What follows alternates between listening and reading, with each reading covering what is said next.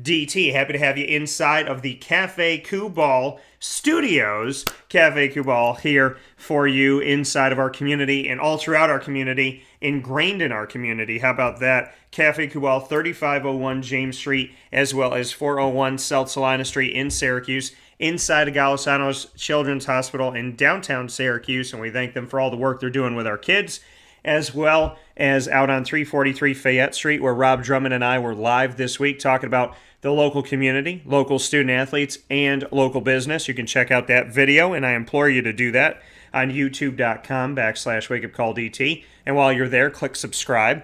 Of course, you can also find it on the facebook.com/wakeupcalldt, my special with Rob Drummond, as well as my specials all throughout. And Cafe Kubal, very special with that chocolate chip banana bread that we had this week. And definitely go check them out on 343 Fayette Street in Manlius.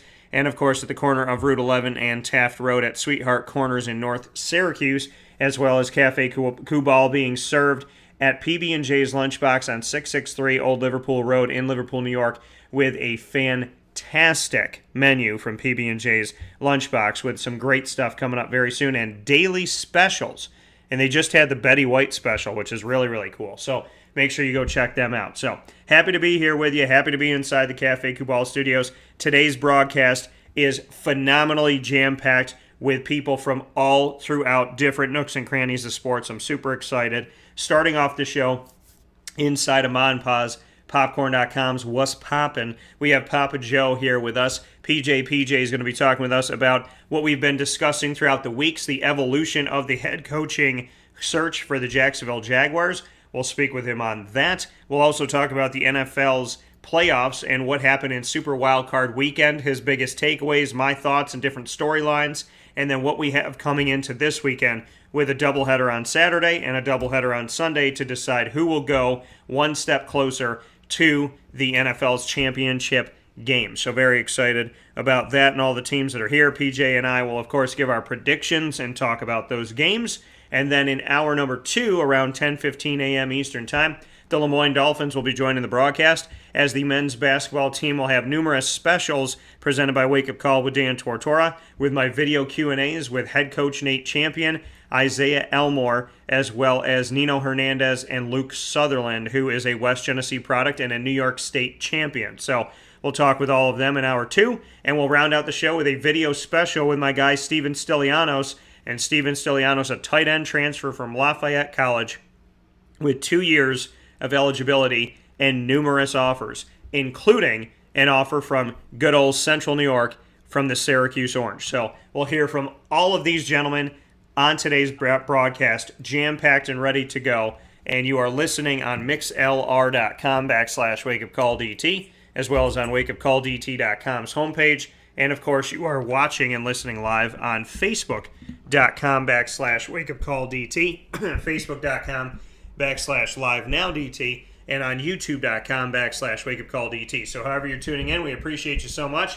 And now it is time to have the man of the hour in the broadcast in his normal post every Thursday from 9 to 10 a.m. That is PJ. You also know him as Papa Joe. Papa Joe, how are we doing today? Good morning, Daniel. Everything's fine down here. Nice weather. Sorry it's so damn cold up there, but you'll be down here in a little while. Yeah, my butt will be down there very soon. Just a couple weeks. Cannot wait. Very happy to be taking a true vacation, and I get to show the lady around St. Augustine, so I'm excited to do that. For sure.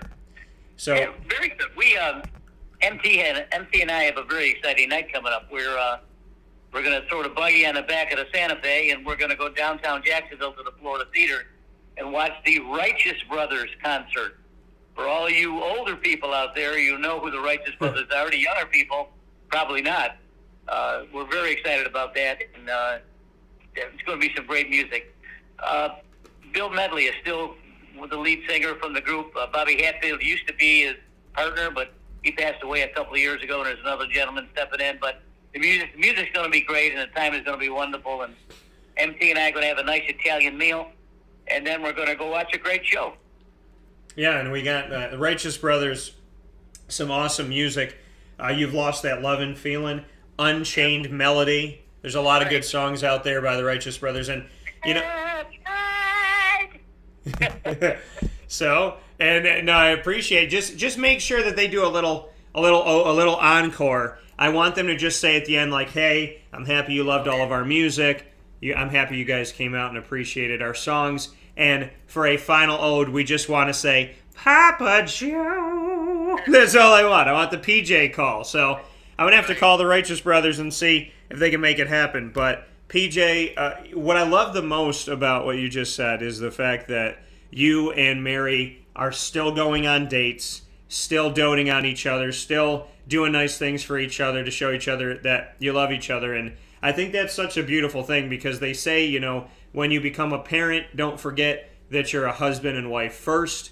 Make sure you take your time for each other. Make sure that, the longer you're together, you don't forget about going on dates and just really showing the other person that they have your attention. So I think it's a beautiful thing, and it shows how great your marriage is to know that you actually still take the time to go on dates and really get excited about doing things together. Oh, God, we love to do that. And, for years I was stymied because of my mobility issues and all my health issues. Mary's my wife and my love and my caretaker, so I have to be very careful, and she watches me like a hawk. But since we got the buggy, my motorized vehicle, there's no place I can't go. Obviously, we have to check in with restaurants or places like that have flat surfaces because I certainly can't go up and down stairs. But we watch that very carefully. And actually, the Florida Theater in Jacksonville really does a good job for handicap. And they actually take seats out and I parked my buggy where a seat used to be, and Mary's going to be right next to me. So that's great. And, Mary and I, we like oldies, obviously, because we're old. I mean, the Righteous Brothers we grew up with. Now, next month we're going to go see the Frankie Valli and the Four Seasons. Now, if that doesn't blast your skirt up, man, I don't know what will. Yeah. And although some sad news with the oldie business, Veronica Spector of the Ronettes just passed away just a couple of days ago, and she was 78. So all these people are getting up there in age, and they're all my age, frankly. Mary's 71, so I can't ever forget those songs and those feelings and those groups. So it's very important for us to do that, and thank you for the kudos, and we love going out together. Yeah, and that's the beauty of music, and that's what, I think people need to realize. Music brings people together. Music speaks to all of our emotions. This is the thing about music is whatever language it's spoken in, whatever it is, music transcends time. It literally knocks down barriers of race and ethnicity and background and language and culture and genuinely everything.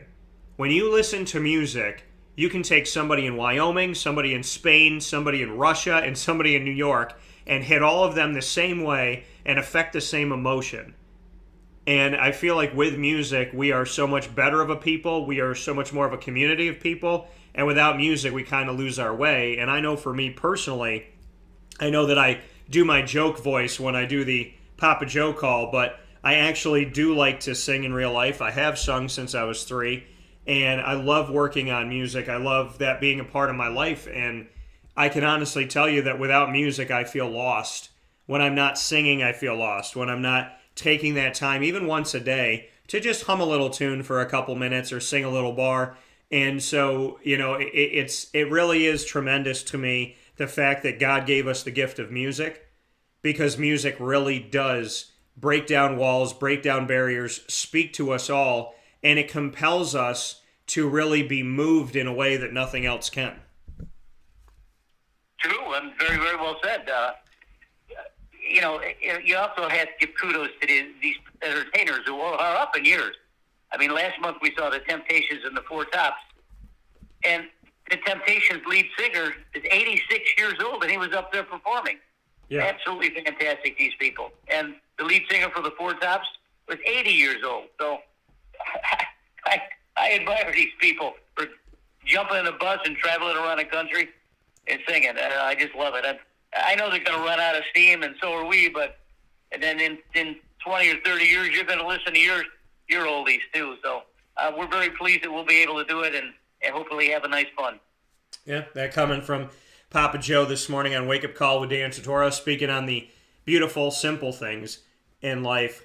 taking care of the relationships you have and listening to some music. And I know that you and Mary, I know you get dressed up, you get excited, and you go and you do something really, really special. So before we get into sports, I got to ask you this.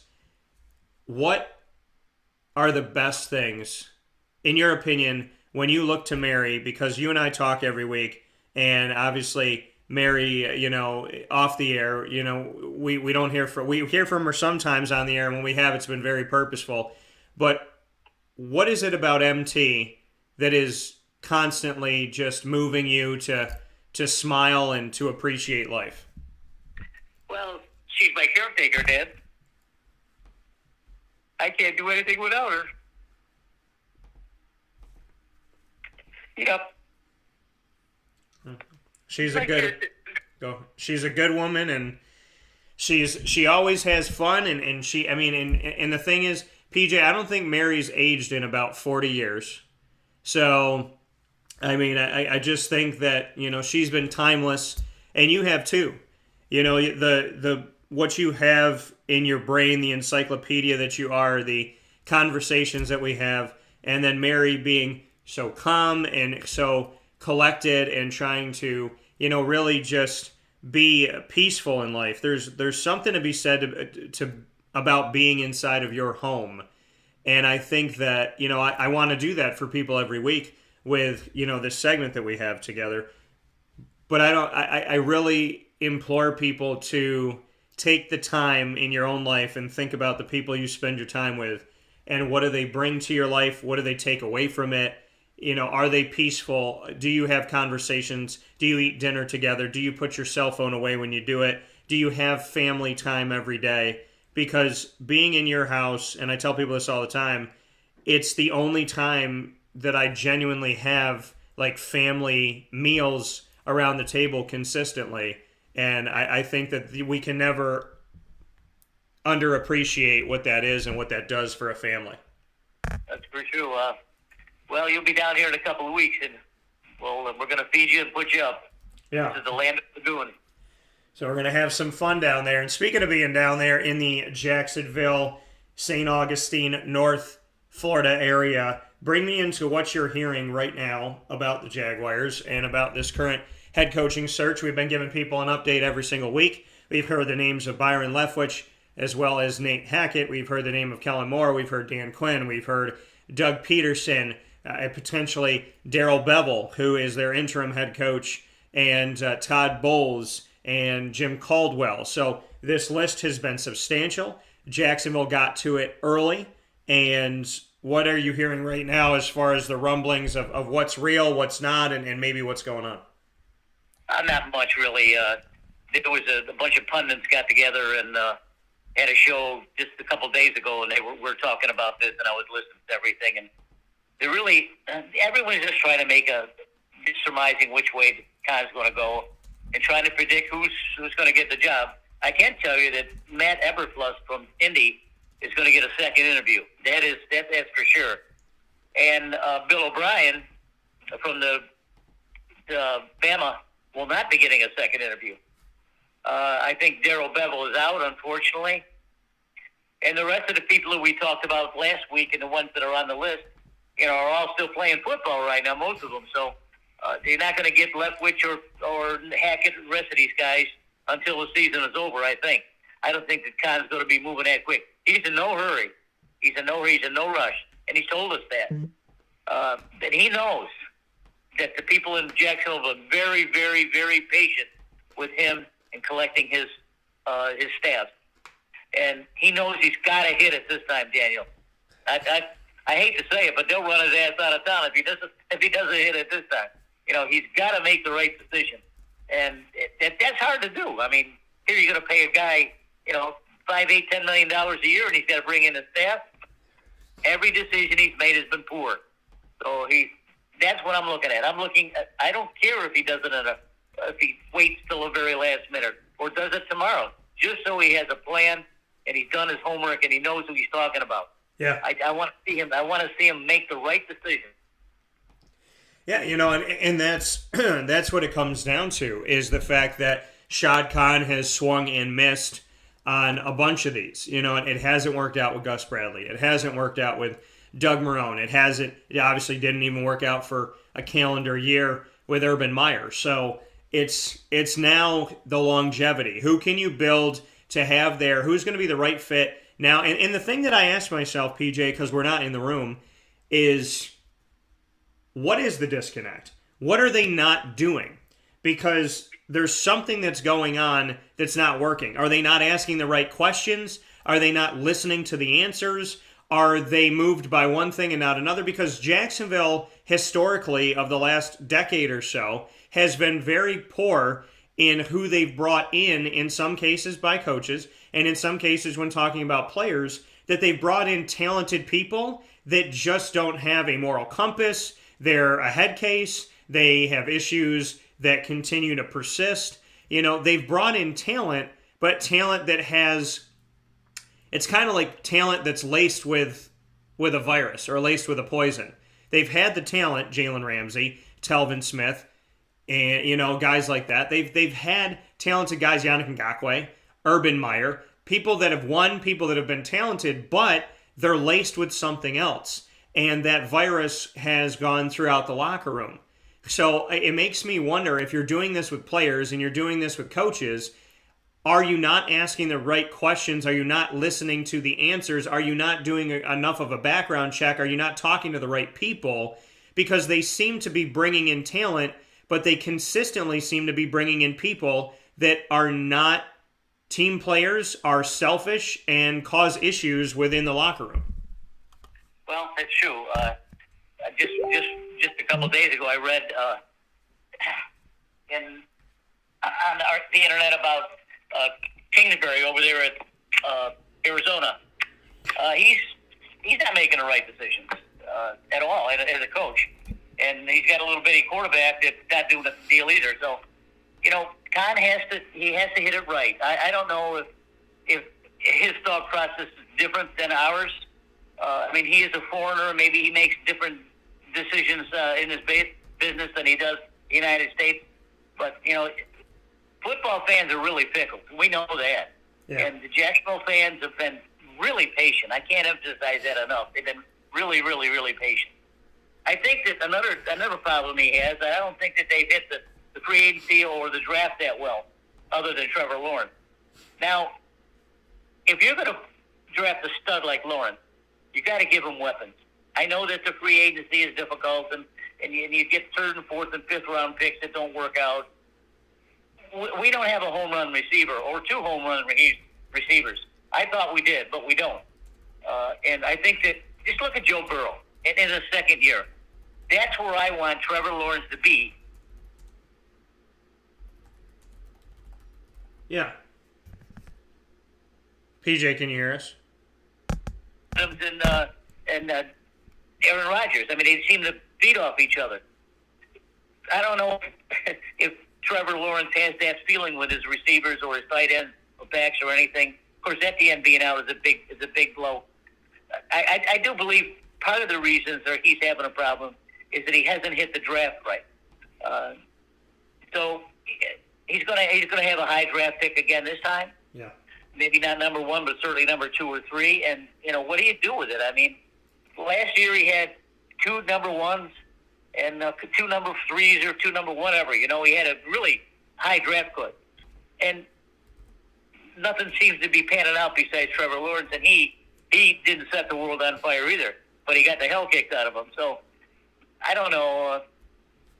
Shad, I know he didn't set the world on fire either, but he got the hell kicked out of him. People that are in the industry, I don't know, that are helping him make decisions. I know he's doing that right, but he's not. I know he didn't set the world on fire either, but he got the hell kicked out of him. People that are in the industry, I don't know, that are helping him make decisions. I know he's doing that right, but he's not. I know he didn't set the world on fire either. Baggage or little baggage, I should say, and he's going to have to build a staff and get the players to play to their potential, and no one has done that.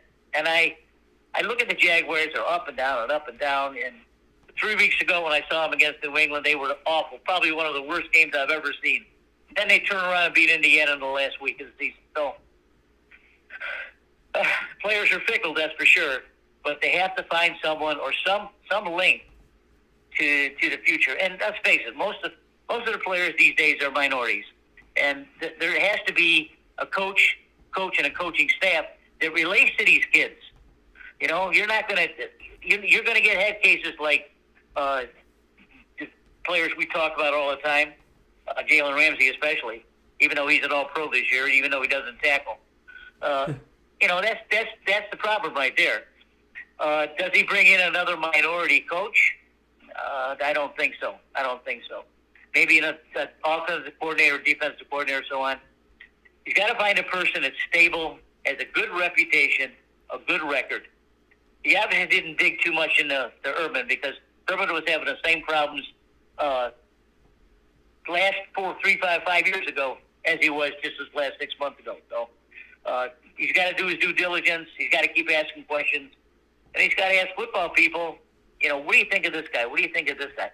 I would stay away from this guy, but this guy seems all right. You know, I don't know. It's our decision. But he needs to hit it 100%, Daniel. Can't be anymore. I predicted if he doesn't make it this time, he'll sell the club. Well, the thing is that it's not that you can't get players there. It's not that you can't have success. What I don't understand is Fred Taylor's there now in the community, and he's there in Jacksonville broadcasting. Tony Baselli's been down there. Mark Brunell's been down there. Like, you not only have your Ring of Honor, you have those guys still connected to the program. So if you have your best team ever that knocked on the door of the Super Bowl sitting there with you, there in your community, you don't have any excuses. They know how to win. They know where it's at. They're connected. You know, Keenan McCardell, he was the wide receivers coach a few years back. So, you know, there's something to be said about the fact that they have history all around them. So maybe Shad should sit with them and say, hey, I know that times have changed. I know that things have evolved and in some places devolved, but let's discuss what you know, what I don't know. You know, I'm a businessman. I'm not a football player. I don't know X's and O's. I'm a businessman. I know how to sell this. I know how to make this look pretty. I know how to upgrade the stadium, but show me how to do this. What type of coach do you want? What type of guy are you looking for? Let's talk about what this could be. You know, it was amazing to me that Bob Beretta, the AD at LeMoyne, came on the show yesterday, and we had a segment where we were talking about, you know, when he as an AD is looking for a coach, what does he do? And he said to me that with the women's soccer program and just finding the coach, that they got down to their finalists. And when they got down to their finalists, it wasn't just him and President Linda Lemura of LeMoyne. He went to the LeMoyne women's soccer team. He asked some of the players on the soccer team to meet with the finalists, get to know the finalists, and ask them questions, knowing that somebody they might get close to may not end up being the coach, but he wanted them to connect with these people, these potential candidates. And so they sat down and they talked to them, and I said, why did you do that? He said, because I need to know their input, because it's important for me to know what the players are thinking, what type of coach they want to be coached by. So I would say to Shad Khan, take that template, go to your players now, go to Marvin Jones Jr., go to Trevor Lawrence, go to Miles Jack, go to Josh Allen, go to James Robinson, sit with them and ask them, who would you like to be coached by? What type of coach are you looking for? And get information from your actual team and have them be involved. Have them be a part of it. Because if they're a part of it, it's not going to hurt you. Now, yes, you need to tell them, hey, I have the end say. So you might want this guy, I may not want him. You may want to do this, I may not want to do that. So you let the team know, hey, I'm the owner of this team. I get final say. I can veto a vote, but I'm going to involve you. I'm going to come downstairs. I'm going to stand in the locker room. I'm going to have a meeting, and I want to know, what are you guys looking for? And once we can, this is what I would do. Go to the team, establish who the leaders are. Have a blind thing of them just write down, hey, who do you think the leadership of this team is? Take all those papers together, see the common names, meet with those common names, have those leaders help you in your process, and then when you start to bring people in, have those players sit with those coaches and get a feel for them, and then get their input on who the future coach should be. I don't think it could hurt the team. Well, that's a novel approach, that's for sure. It'd certainly be different. But, you know, we've had Brunell and we've had Pastelli and Mercado. They've been here for years. And I don't hear Baselli or Brunell saying anything derogatory about Kahn, and I don't know if they've admired anyone that he brought in. But if they need to be vocal, then it has to be, because those guys are winners. And maybe Kahn hasn't used the old guys as well as some of the young guys. Well, it's a novel approach. Let's see what happens. That coming from Papa Joe here on Wake Up Call with Dan Tortora, where sports meets that thing called life. We're going to take a step aside for a fast break, and when we spin back around, PJ, and I will speak on the NFL playoffs, something Jacksonville doesn't have to worry about. We'll talk about the Super Wild Card weekend and the divisional round of the playoffs coming up here where sports meets life in just a moment after you hear from our fantastic partners in Central and Upstate New York. This is Wake Up Call with Dan Tortora, where sports meets life inside of the Cafe Kubal studios.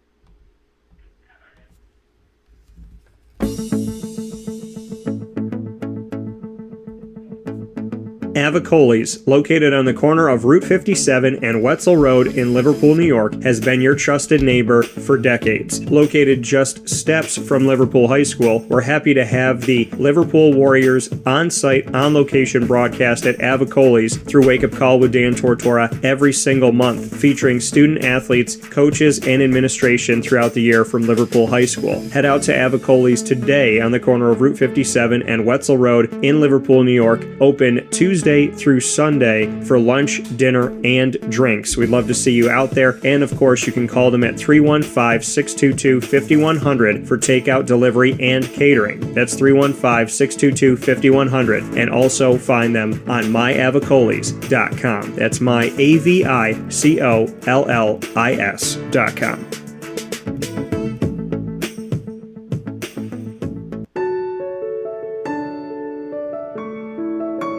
Having peace of mind when you're out of town that your furry-loving friend is safe and sound means taking them to Canine Campground, because we all know that when it comes to the love of our pets, it goes well beyond the call of duty to make sure they're safe and sound. Right, Lily? So take a ride to 242 Johnson Street in East Syracuse, New York, and see Canine Campground and where your dog will be staying, in the classic cabin, the executive cabin, the grand cabin, or of course the luxury cabin, because if you know Lily, you know she loves luxury. Now you don't have to wait to the last minute to find a family member or a friend that'll take your dog for a few days. Call Canine Campground at 315-299-4013. That's 315-299-4013. Their drop-off and pickup times are Monday through Sunday. Check K9campground.com for more information. That's the letter K, the number 9, and campground spelled with a K.com. K9campground.com. When you're going out of town, bring your dog to Canine Campground.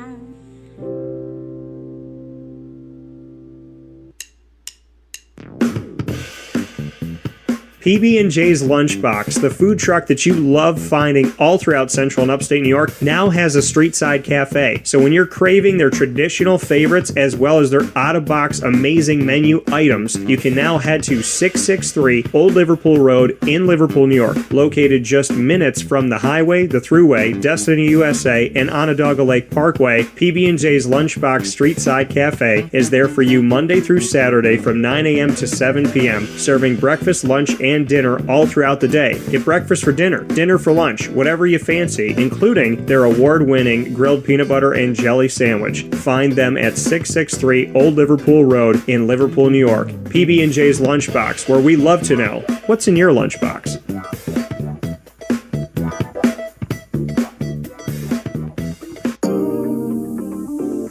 As a patient, what do we want? To be cared for, to be listened to, and to have someone walk us through the process on our path to victory. Victory Sports Medicine and Orthopedics does all of those things beautifully, with Dr. Mark Petropoli leading the team on 791 West Genesee Street in Skaneateles, New York, located minutes from beautiful Skaneateles Lake. Whatever your injury may be from head to toe, preventative care, rehab, physical therapy, laser therapy, and surgery are all available at Victory Sports Medicine and Orthopedics, where they care about us, they listen to us, and they understand that everyone's path to victory is a little bit different. Let them help you on yours by calling 315-685-7544 to make your appointment today. That's 315-685-7544. And find out more information at victorysportsmedicine.com.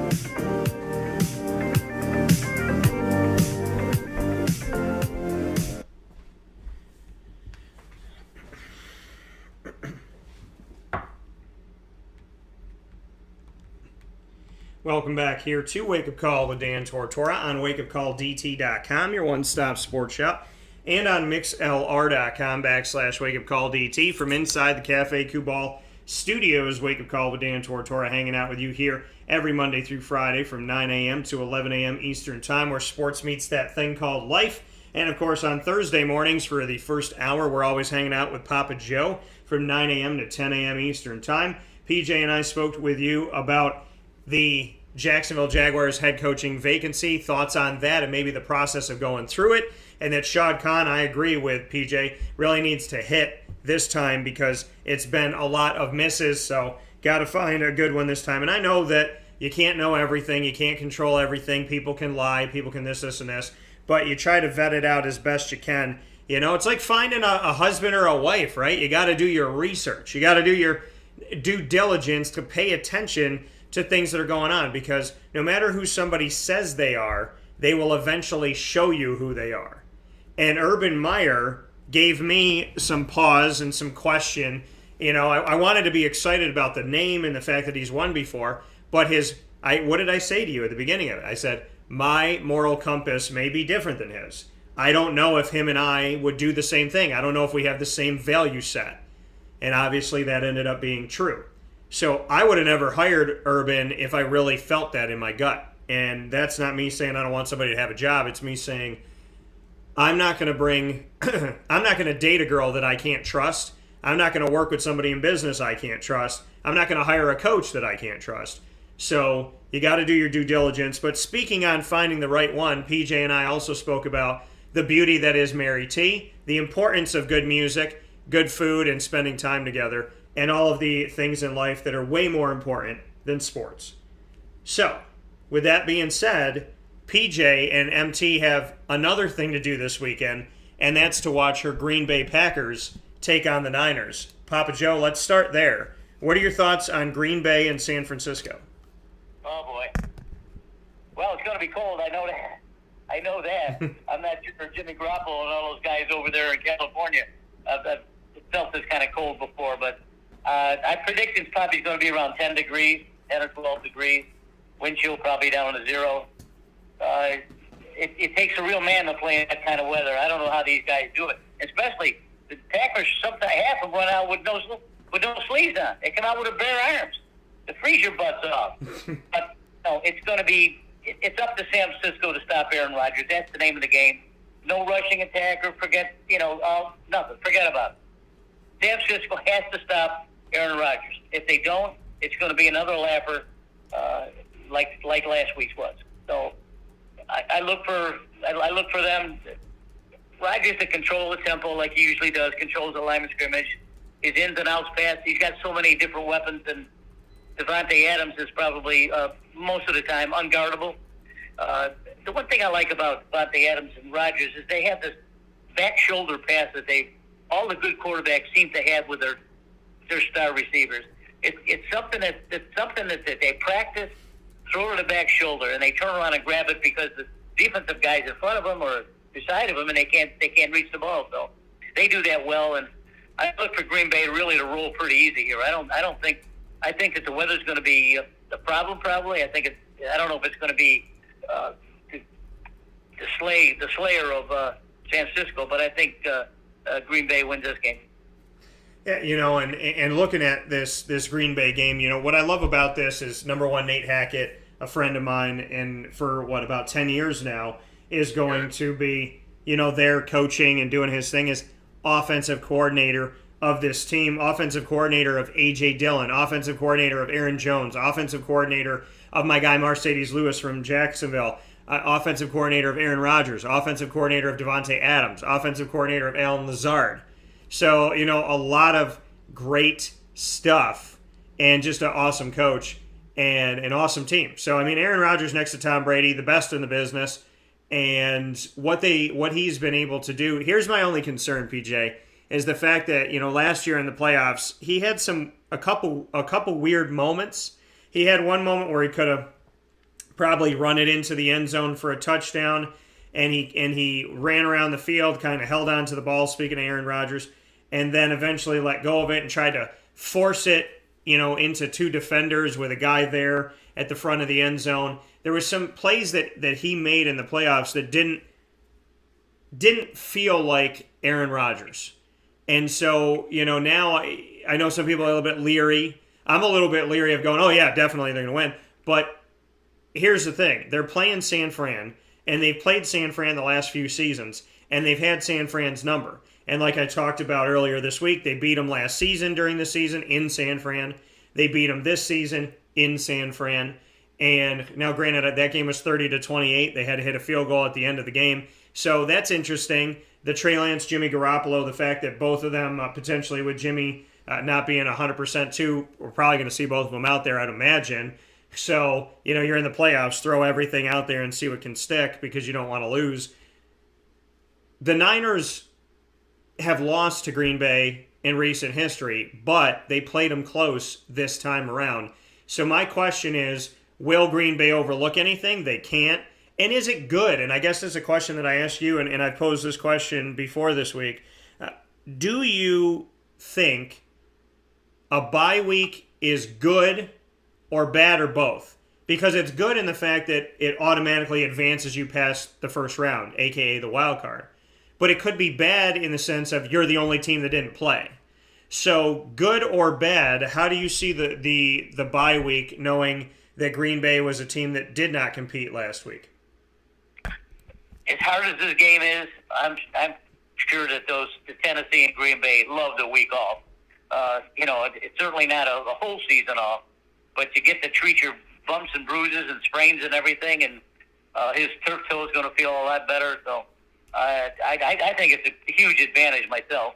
And I know that they practice indoors, so they didn't go outside and practice in the elements. It just comes down to Aaron Rodgers. That's all. Aaron Rodgers is a perennial, almost an MVP candidate almost every year he plays. He's a surefire Hall of Famer. If he's spreading the ball around and he's on, it's going to be a long, long, long day for Tim Sisco. But Garoppolo, he really showed himself last week. He's no slouch. He's a legit quarterback in the NFL, and he can will this team to win. But I just don't think he has enough weapons like Rodgers does. Rodgers is, of course, he's smarter. He's got more experience. The game rests in Aaron Rodgers' hands. Let me put it that way. Yeah, it does. And Aaron Rodgers, playing free and being who he is. Like I said last year, didn't really look like himself in the playoffs, and they got bumped out.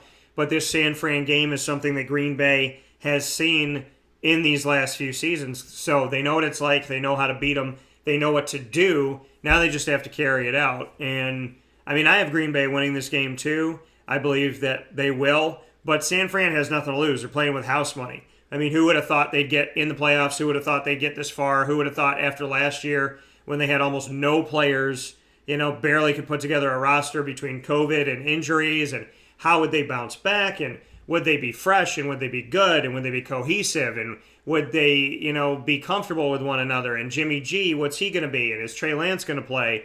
So, there's a lot of question marks going into this year, and shout out to San Fran for answering those question marks with an exclamation point and going to the playoffs. But as we see it now, San Fran made it to this round after a really weird situation in Dallas. Can we go to that for a second, PJ? And I want to get your thoughts.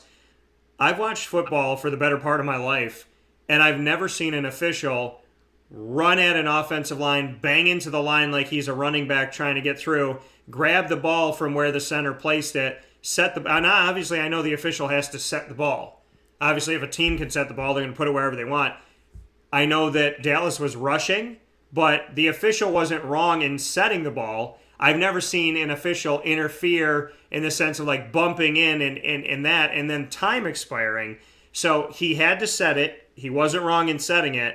But the way that it came about and him trying to break through and grab the ball and then time it's expiring just seemed like a very strange finish. What were your thoughts going back and watching that Dallas game? Well, you knew it was going to be close, and the Prescott did the right thing. He was going to spike it with 1 or 2 seconds left. The problem I have is that these guys are taught and they learn to hand the ball to the referee, hand it to him, and then get the hell out of the way. And if whoever it was didn't hand the ball to the referee, and that cost a second or two right there, and it cost him the game. Not saying that that Prescott was going to throw a touchdown pass, but at least it would give him another chance. They didn't follow the right procedure. That's all. They didn't hand the referee the ball. Yeah, and that. But to see a game end like, have you ever seen a game end that way? No, that was strange, but we all knew it was going to happen. Everyone did. Both sidelines knew. The football fans knew. Referees knew. Everyone knew what was going to happen. It just wasn't done in the right way. That's all. Yeah, so very interesting to see how that game ended, and like you said, it was a strange thing, but obviously the official has to spot the ball. So weird for Dallas to end the season that way. What are your thoughts on the Dallas Cowboys? Every year Vegas has them as a favorite to win the Super Bowl for, since, I don't know, forever. And, they put them in there. They give them odds. They're always in the conversation, whether they're good or they're not. We know Dak is good. We know Zeke has been underwhelming. We know Tony Pollard's better. We know Dalton Schultz has gotten better at tight end. CeeDee Lamb and Amari Cooper have been good. We know defensively they've done some better things, and they've been able to, they pushed Tom Brady in the first game of the season, and it all came down to Tom Brady getting an offensive pass interference no call to help him get there when Mike Evans pushed his defensive back off of him to catch the ball. So when you look at Dallas, they've done a lot of good things this year. But Dallas has not lived up to expectations of being America's team in recent history. Where do you place Dallas in today's NFL? Well, certainly they've had the talent. My problem is Jerry Jones. I mean, that's where it comes down to me. He's a pain in the ass. He interferes. He sticks his nose in all the time where it doesn't belong. He hires these people, multi-million-dollar contracts. He hires these people to play football. Don't get in the way. Let them coach. Let them play football, and see where it goes. If you're not happy, then you get rid of him and bring someone else in. But if I was a coach, I would not want to referee or go to. I would not want to be interviewed by Jerry Jones. Period. I think he's the problem and has been. And most of the country, finds him to be just a pain. To me, I mean, if you're a pure football guy, it's the way it is. They certainly have a good football team every year. Dak Prescott's no slouch. Zeke can run forever. It's just got to be him. Yeah, and you can argue that the official interfered with that final play, but Jerry Jones has been interfering with the Dallas Cowboys plays the entire time. That's right. So you can actually put it on Jerry. So with that being said, we head to another matchup here. Patriots and Bills. The Bills move on to face the Chiefs. What are your thoughts? I know that Tom Brady's not there, but Belichick still is. What are your thoughts on the fact that the Bills commanded the entire game? They were up by 20 going into the break. I think it was 23-3 at the time because the Patriots were able to get a field goal, and they won the game by 30 points, 47-17. What were your thoughts on the game? Josh Allen is a superstar. He's probably going to be the next really big name in this league. He's got everything. He runs a little bit too much for me, the way I feel about quarterbacks running. But he's so big and strong and fast for a big guy. He reminds me of Ben Roethlisberger, except he's twice as fast as Ben. I mean, he's a legitimate threat when he carries the ball. and he doesn't mind taking a hit. I mean, I'm sure his coaches wince every time they see him run the ball. But this game was over early, and this is one of the ones I turned off. I mean, after they built the big lead, it was no sense watching it anymore. But he's got all the weapons. He's got everything for him. They're going to be a serious team in this playoff. Yeah, and that's the thing. The Bills, what they've been able to do. I mean, obviously, you beat the Patriots. Like I said, you can't rest on that. It's exciting to do it historically. It's exciting to do that. What were your thoughts on the Bill Belichick ending?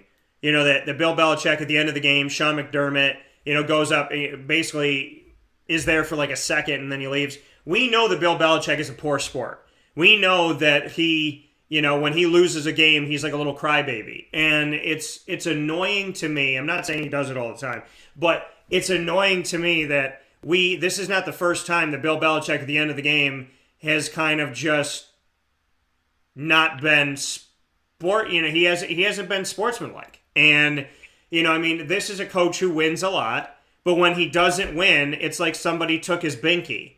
What are your thoughts on Bill Belichick and how he acts when he loses? Well, sometimes he's good and sometimes he's bad. I don't know how to answer that other than saying that. I mean, he certainly has a big ego, but I think he did the right. I don't know. I mean, maybe he said something to Buffalo's coach that was good or bad.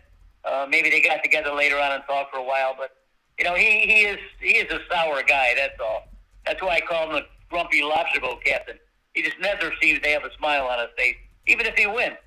But he was really pissed. I mean, his team just flat laid out and just didn't do anything, and there's nothing he could have done differently. I think maybe with the game out of reach, I thought maybe he would play some other players, bring in another quarterback or so, just to get him some experience. But he didn't do that. He tried to win all the way through. He could be obstinate and he could be affrontive. So we just got to bear with him, I guess. He's another Hall of Fame coach. So whatever he does for himself is good. He just doesn't look good for the rest of the fans.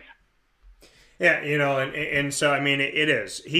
I said if you ever met a troll that was guarding a bridge, it's Bill Belichick. If you ever wanted to know what constipation looked like as a human being, it's Bill Belichick. If you ever wanted to know if Darth Vader from Star Wars was real, it's Bill Belichick. Now, with that being said, I respect him in the sense of who he is as a coach. He wins a lot, and he obviously knows how to do it better than anybody else, in my opinion, in recent history. So I respect his abilities. What I don't appreciate is he just doesn't always seem to be the best role model. But I've said that about LeBron James. When the Raptors defeated LeBron and his team, LeBron walked out. I mean, the way that LeBron was in the game, it was deplorable. He walked out with like 2 minutes left in the game. He just literally came off the floor, went into the locker room, didn't shake anybody's hand, didn't talk to anybody. And I'm like, dude, you've won multiple championships. You can't shake somebody's hand and be like, hey, tonight you were better than us. I mean, it's just, I don't know, PJ. To me, sportsmanship is paramount. Win, lose, or draw, you got to be a good sport. And I understand that there's some teams that are ridiculous and disrespectful, and I understand that there may be teams in my history that I don't want to shake hands with and I don't want to talk to. There was a kid who was, not good to me on the floor of a basketball game, and I handle myself like a mature adult when I went through the shaking hands line. I just feel like sportsmanship is not something you can afford to not have, and you never know who's watching. Bill Belichick can be challenging, obviously, but you never can tell if he's winning or losing. If he walks to the center of the field, I can't tell if he's winning or losing by his face. I mean, maybe if he wins a game in the last second or something like that, maybe he'll crack a smile or something, or hug one of his assistants. But you never can tell the guy. You can't read the guy. But true. I mean, you could construe that as him being a bad sport, just like LeBron James, who's a jerk. But Bill Chuck's not a jerk. He's a very learned man, respected man in business. Sometimes he doesn't show it that way, but he's the real deal, and I admire him greatly. And certainly, you couldn't tell if Tom Brady was throwing the ball or Mac Jones was throwing the ball on the sideline. It just doesn't show much emotion. and that's why he's such a cold fish. You know, and that's the thing. I mean, you see what, and you said about Mac Jones. Let's remember he was the 15th pick. Let's remember he wasn't 1 overall or 2 overall. Let's remember that he is not Tom Brady, yet once again, here's Bill Belichick with Jimmy Garoppolo, Matt Castle, Mac Jones, Tom Brady, taking guys that you may not take, you may not know, that aren't household names. Tom Brady was a backup at Michigan, and turning them into something really remarkable and helping them on their path. So shout out to Mac Jones. I'm not surprised. I'm surprised they won more games than I thought they would. I'm not surprised that hell hath no fury like a Belichick scorned. So I would definitely say that much. PJ, to look at the Buffalo Bills moving forward as we get set to have an awesome event tonight at Pizza Man, the Buffalo Bills playing up against the Chiefs last year lost in the conference championship round of the AFC to the Chiefs in Kansas City, 38-24. The Chiefs are the reason why the Bills didn't go, well, I shouldn't say that, the Bills made mistakes, but the Chiefs blocked the Bills from going to the Super Bowl. The Chiefs were standing in front of Buffalo and the opportunity at a ring. Now they're going back to the same place against the same team that they saw in the playoffs last year, a round early this time in the divisional round. What are your thoughts of Josh Allen, Pat Mahomes, Sean McDermott, Andy Reid, a lot of the familiar faces of last year going up against it once again in Kansas City? It'll be a great game to watch. Probably one of these teams is probably even going to be in a Super Bowl. But talk about offense. I mean, Kansas City's going to have to stop Josh, and Josh's team is going to have to stop Mahomes. Mahomes seems to bring his best character out when he's up against it. He may be up against it this week. Buffalo certainly plays a hell of a defensive game, and if they can contain him, if they can contain Mahomes in the pocket, don't let him scoot out and run around like he does and complete a pass sideways how he does, Buffalo's got a chance. So, everyone's looking for this to be a high-scoring game. I don't really think so because Buffalo's defense is so strong that I think it's really going to frustrate Kansas City.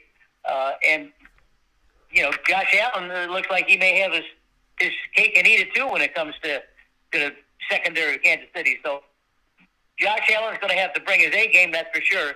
But Kansas City is going to have to play a lot better than what we've seen. And Buffalo's defense is really, really strong. Yeah, and so for you, I know who I'm picking, and I'll be talking about it tonight out at Pizza Man. You can come see us at 6 p.m.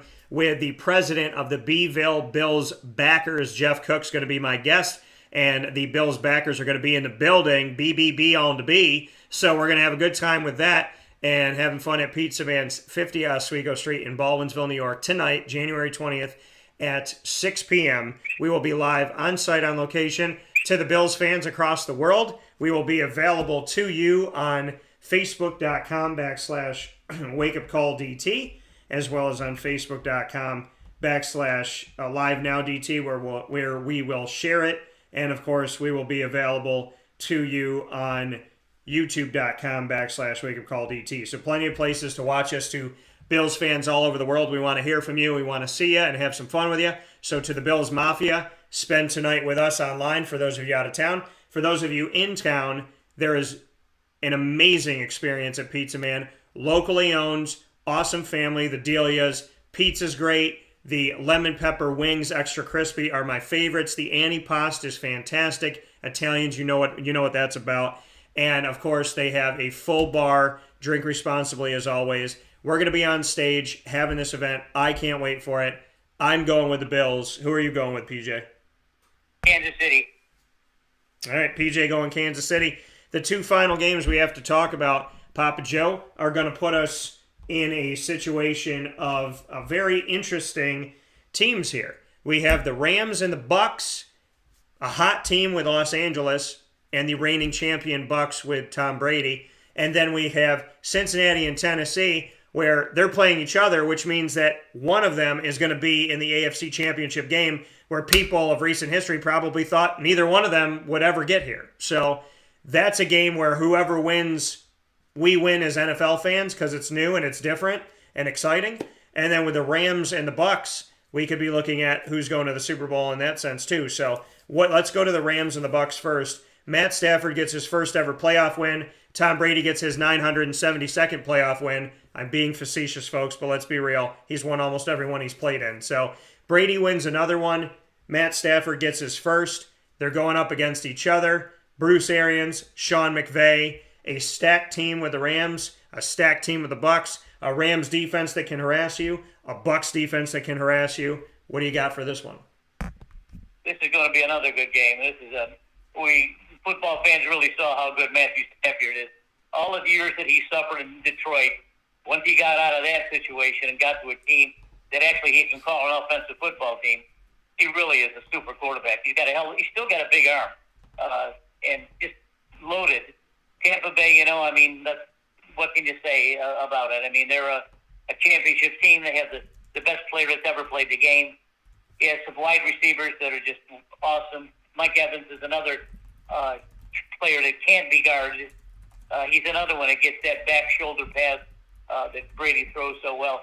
This one, I think, Daniel, is going to come down to Los Angeles' defense. With Mike Donald leading the charge there, I think that if they can slow Brady down, they got a chance to win this game. But if Brady gets going and gets LA on their heels, then it's going to be a long day for them. Yeah, and I believe that the Rams are going to have, and I agree with you that, it comes down to defense. I believe the Rams are going to be able to make one extra play at least to take care of this one. I got the Rams winning it. What do you got? I'm going to take Tampa Bay. Okay. Oh, yeah. All right. PJ going with Tampa Bay. Final game for us, PJ. Cincinnati at Tennessee. Tennessee, like Green Bay, had the week off. Cincinnati won their division of the AFC South, which isn't as hard as you would think because the teams aren't that great of recent history. But Tennessee won the division, got the number one seed in the AFC, got the bye week, and did it all without having Derrick Henry, who can get you 2,000 yards rushing, if not 2,000 yards all-purpose at least, every season. Half the season without Derrick Henry. He goes down in October, and they're the number one team in the AFC. Above the Patriots, above the Bills, above the Chiefs, above a hot Cincinnati. What does it say about Tennessee that not only are they in the playoffs, not only did they win their division, not only did they lead the entire AFC, but that they did it without Derrick Henry?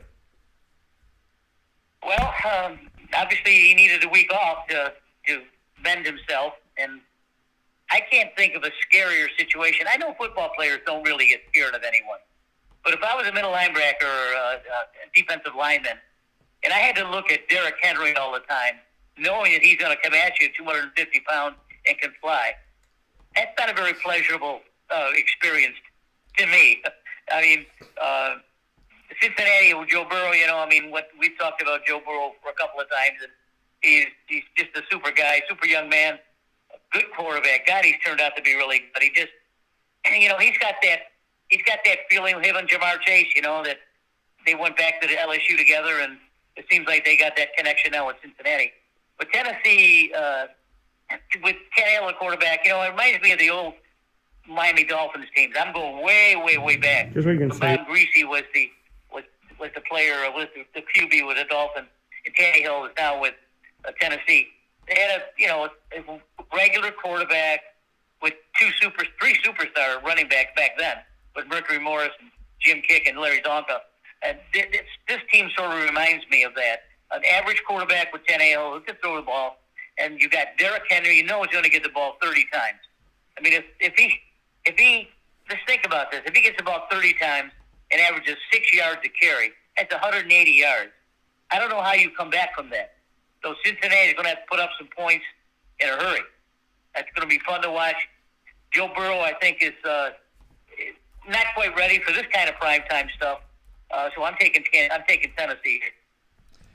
Yeah, I'm going to go with Cincinnati. I think Cincinnati's got more than enough to get it done. I respect the heck out of Tennessee. I understand that whenever I go against Tennessee historically in the playoffs, they usually prove me wrong, and that's okay. I'm going to go with Cincinnati and my third grade teacher, Mrs. Kuno, and her Scotty that she named Boomer. I'm going to go with the Cincinnati Bengals in this. I just think there's too much offensive power. I know that Tennessee has some defensive prowess, so it's going to be who can take care of business from that front again, right? Can the defense of Tennessee rattle Joe Burrow and Jamar Chase in a very high-powered offense is going to be left to be seen. And what Derrick Henry do we get? If we get him at all, do we get him for a little while? Does he get... I don't think they're going to... This is what I said earlier in the week. I don't think we're going to get Derrick Henry all day. I think we're going to get... Let's not play him in the first half if we're up. If we have a substantial lead, let's not put him out there. Maybe we run him a couple carries in the second half. If we need him in the second half, maybe we do a little more. But we spell him and we go back and forth. I don't think this is going to be Derrick Henry's return game. I think this might be Derrick Henry's 3-carry game. So it depends on how the game goes and what's dictated there, and we'll have to go from there to see it. So they've had good chemistry without him. That's another thing you can't, understate. It's not like... I think people forget when somebody's a superstar, you think, oh, okay, well, when you got to get him back on, you got to get him there immediately, and you got to play him immediately. I would not say that, because the reality for me is you may be the superstar, but the team found out how to win without you, and they've gotten here without you. So I wouldn't want to mess with that chemistry that they have going right now. So it's a balance of when do you put him in, how healthy is he, is it worth doing it if you're up big, which I would say no. And even though he's that good, we've gotten here without him. So that could rock the boat a little bit, which I think people don't really understand is, yeah, he's a superstar, but you got to be careful about what you do to the team's psyche and chemistry, putting him back into it. True, very true. They did win without him. They have a varied attack. Mike Vrabel certainly turned into one of the bright young coaches of the league. But what can you say about Joe Burrow? Joe Burrow came into the league high flying from LSU. He's not the biggest guy. He's not the fastest guy. He's got an average arm. But what does he do? He wins. He gets the ball in places where his receivers can catch the ball. He's a smart quarterback. I just love to watch him. I mean, he doesn't get rattled in the pocket. I mean, he'll take a sack if he has to, and he'll come right back at you the next play.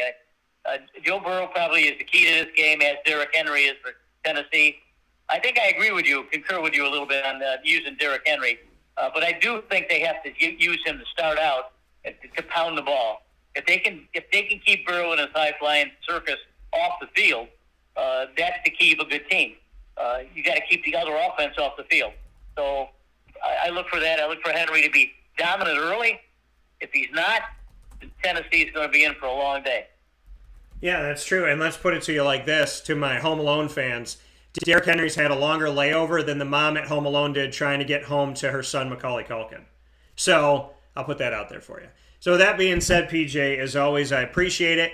Can't wait. Doubleheader on Saturday, doubleheader on Sunday, and we'll see you at Pizza Man tonight to get ready for the Bills-Chiefs game. And that's going to be on site on location, 50 Oswego Street in Baldwinsville, New York. We will see you at Pizza Man tonight at 6 p.m. To our Bills fans from around the world, you can see us on Facebook.com and YouTube.com, both /WakeUpCallDT. We'll see you online. We'll see you on site. Get some wings, get some pizza, and get ready for the Beeville Bills backers to have an awesome time with Wake Up Call on site on location at Pizza Man tonight as we talk about the Buffalo Bills and all that is to come. And, of course, maybe we'll give some stuff away. PJ, as always, I appreciate you. I thank you, and I can't wait to catch up with you about this weekend in football. And more than anything else, have a fantastic time dancing, smiling, and having a good time with your honey.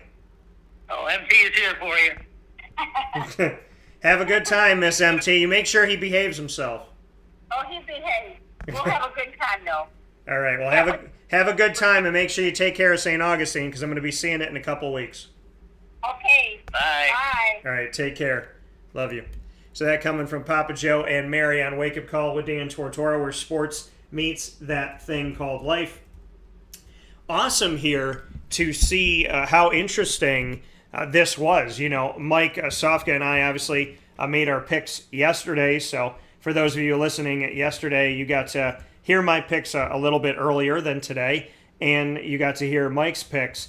as well as what I had going on. So now you get to hear from Papa Joe and who we went with. So taking a look at this and seeing these games, it's very very cool to have this conversation with PJ, because we were going different on 3 out of 4 games. 75% of our picks were not the same. So PJ going with the Chiefs, I went with the Bills. PJ going with the Titans, I went with the Bengals. PJ going with the Bucks, I went with the Rams.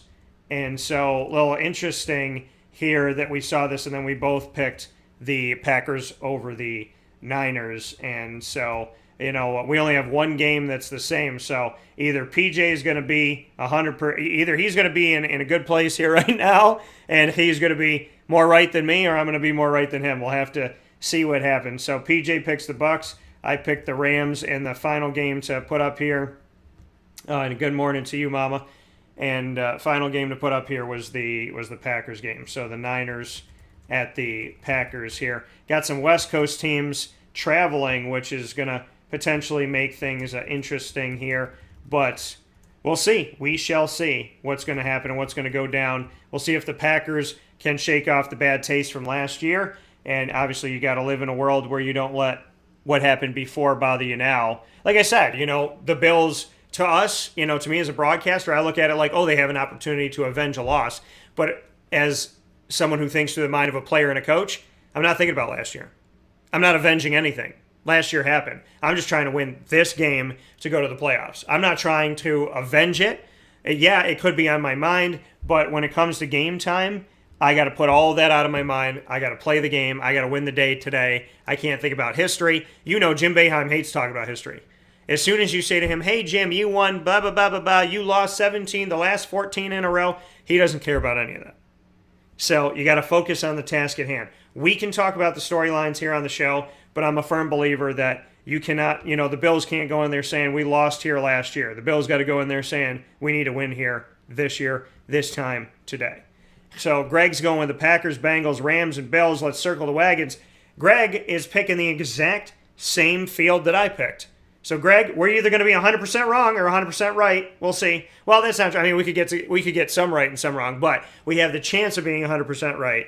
So we could get a little bit of a few. We could get 1 right, 2 right, 3 right, but I'm going for the whole thing. So, Greg and I have the opportunity to see how these games go as we picked all the same teams. PJ went a little bit different, and Mike and I went very similar on most of the games. So with that being said, we'll take a step aside for a fast break. Speaking of the games, you're going to hear from LeMoyne College men's basketball team coming off of their victory. They've had a bunch of pauses, and now they've been able to play finally. They've won 2 in a row, and they are 8-6 now overall, as well as above 500 in the NE10 at 4-3, following their victory on site on location at Ted Grant Court here in Central New York against St. Michael's last night. You will hear from head coach Nate Champion. You'll hear from Nino Hernandez, Luke Sutherland, and Isaiah Elmore, all joining the show after this fast break with video Q&As right here on Wake Up Call with Dan Tortora, as I had the opportunity to speak with each of these gentlemen following their victory. That's all coming up right after this fast break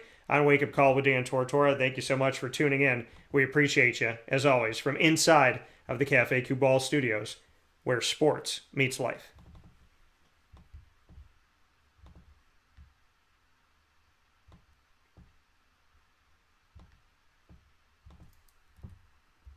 Carvel DeWitt, it's what happy tastes like. Do you know why? Because we make ice cream. Creamy, rich, flavorful ice cream. Not yogurt or iced milk like some of our competitors. Ice cream. Fresh, by hand, daily. For the calorie conscious, we have something new for you. Our new Carvelite. Same great flavor, creaminess, and texture of our regular ice cream with only 35 calories an ounce. So whether you want an ice cream cake, flying saucer, dasher, carvalanche, hard or soft ice cream, we will satisfy your craving with our fresh, handmade regular or new Carvelite ice cream. Carvel DeWitt. It's what happy tastes like.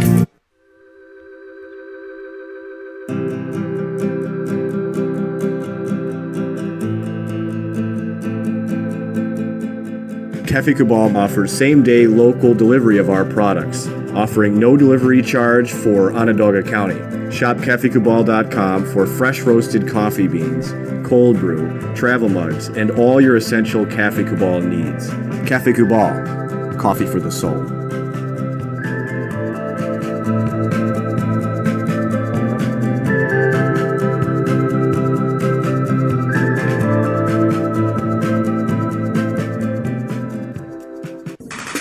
The Wildcat Sports Pub in Camillus, New York is located on 3680 Milton Avenue in the Home Depot Plaza. It is your family-friendly sports bar and restaurant.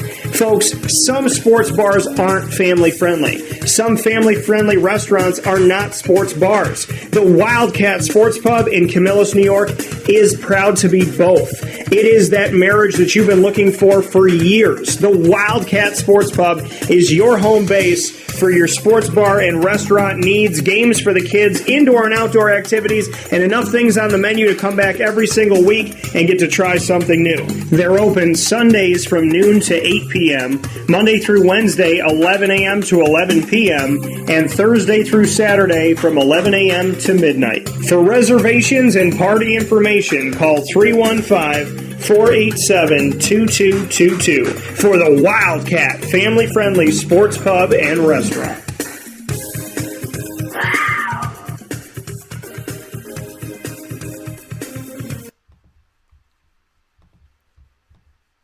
Welcome back here to Wake Up Call with Dan Tortora on wakeupcalldt.com, your one-stop sports shop, and on mixlr.com/wakeupcalldt from inside of the Cafe Cubal studio. So happy to be here with you, hanging out where sports meets that thing called life. Very much appreciate you being here with us. Fantastic show inside of the Cafe Cubal studios, and fantastic coffee, tea, chai, and more at your local Cafe Cubal. 3501 James Street, 401 South Salina Street, both in Syracuse.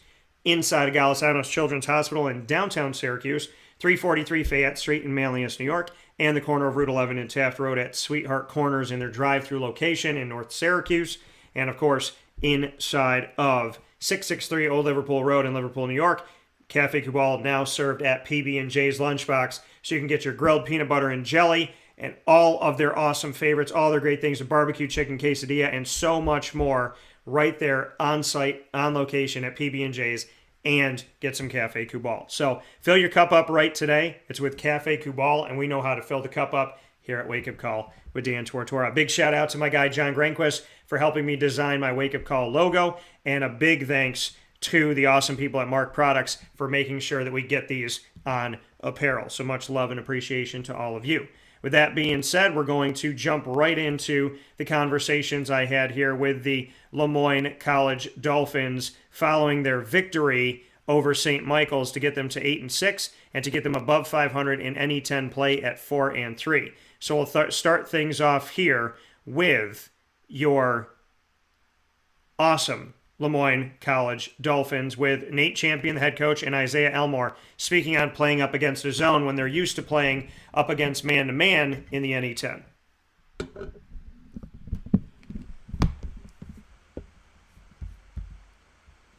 Hey, Nate, you spoke on going up against the zone and just what that creates for you, offensively and the challenges that has. And then Isaiah, just what you can say about what it was to go up against their zone. First, I think, in the zone, it's just a completely different look. And in our league, it's predominantly man-to-man, so you're really preparing against a man-to-man every single night out. And I thought it was, going to be tough for us to pivot in 2 days to prepare for a zone, especially when you haven't done that very much in the past. But I thought our guys did a great job of just understanding what the goal was and where the ball needed to get to in the zone. And we knew it was going to be a little bit of a process to just feel that out. So I thought they did a good job. Basically what Coach said, it was something different. We usually go with man, or teams go with man. We usually do or teams do like ISO, one-on-one, ball screen, a lot of ball screens. But the zone was definitely different, but Coach was able to get us to on the right path to get this win. And Isaiah, you look at this team now, above 500 in any 10 play and back to 500 here at Ted Grant Court. Just what that means to you to see this team get back to 500 at home as well as to get above 500 in the conference. It means a lot. It means that we've been putting in the work in practice. We've been actually zoning in and actually putting in effort and getting ready for the games the right way. So hopefully we can continue that in the next 2 games. Nate, what are you seeing from the guys to be at a point right now in such a difficult conference to get above 500, to get some momentum after all the pauses that we had spoken about, just where this team is at in your opinion and what you've seen from them in practice and in those moments that we don't see? Well, yeah, I think you're starting to see a team that's actually coming together. I mean, at the beginning of the year, we were depleted with injuries. We had Nino and Christian playing the hero positions, which are what Luke and X and Nick play for us predominantly. So, we're shuffling pieces around. Isaiah was injured at one point. Armand just got back. So, we finally got healthy going down to Florida. We get paused for COVID, get back now. And, the last 2 games, I think you're starting to see us kind of get back on that path we were as, we were making the trip down to Florida. And what I like about it is these guys are starting to understand exactly what it takes to win in this league. These next 2 games against St. Anselm and Bentley are going to be really tough for us. Very good competition, 2 of the hottest teams in the league. But I think for us, it's really about just continuing to come in every single day and just put the work in. Understand that you have to create good habits, good practice habits that translate to the games. That coming from Nate Champion, the head coach of the LeMoyne Dolphins, and Isaiah Elmore. Next up here, we speak with Nino Hernandez and Luke Sutherland about the team being above 500 at 4-3 in conference play. All right, gentlemen, just looking at the fact that this victory over St. Michael's gives you an opportunity to now be above 500 in any 10 play, just what you could say about that to get above 500 in this conference. I mean, obviously it's competitive now because coach the whole week was kind of saying we knew they were 0-6 in the league play, but they're definitely not an 0-6 team. You know what I mean? I feel like that's kind of the trend in this league where a lot of those teams who are struggling in terms of their record, I mean, it's a dogfight every night. So we can't really look at records, and we know what we got to do. We had a really good week of preparation into this one. We just got to carry it on through and start this win streak starting on Saturday. Yeah, absolutely. Coach, all week, what is it, day 9? Yeah.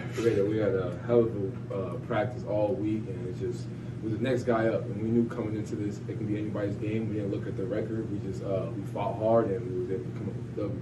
What is it about this conference that, like you said, it doesn't matter the record, doesn't matter who's winless, who is out there undefeated and whatnot, that on any given night in the NE10, you're going to get a dogfight down the stretch. Just what you can say about the level of competition. And Nino, I'll start with you. Yeah, it's a dogfight every night. At any given night could be any team, but we don't take. Coach says don't take no opponent lightly, and we work for this. We work every day, in and out, and it just came to fruition. We've been struggling a little bit, but I feel like now we're all coming together. Everything's clicking.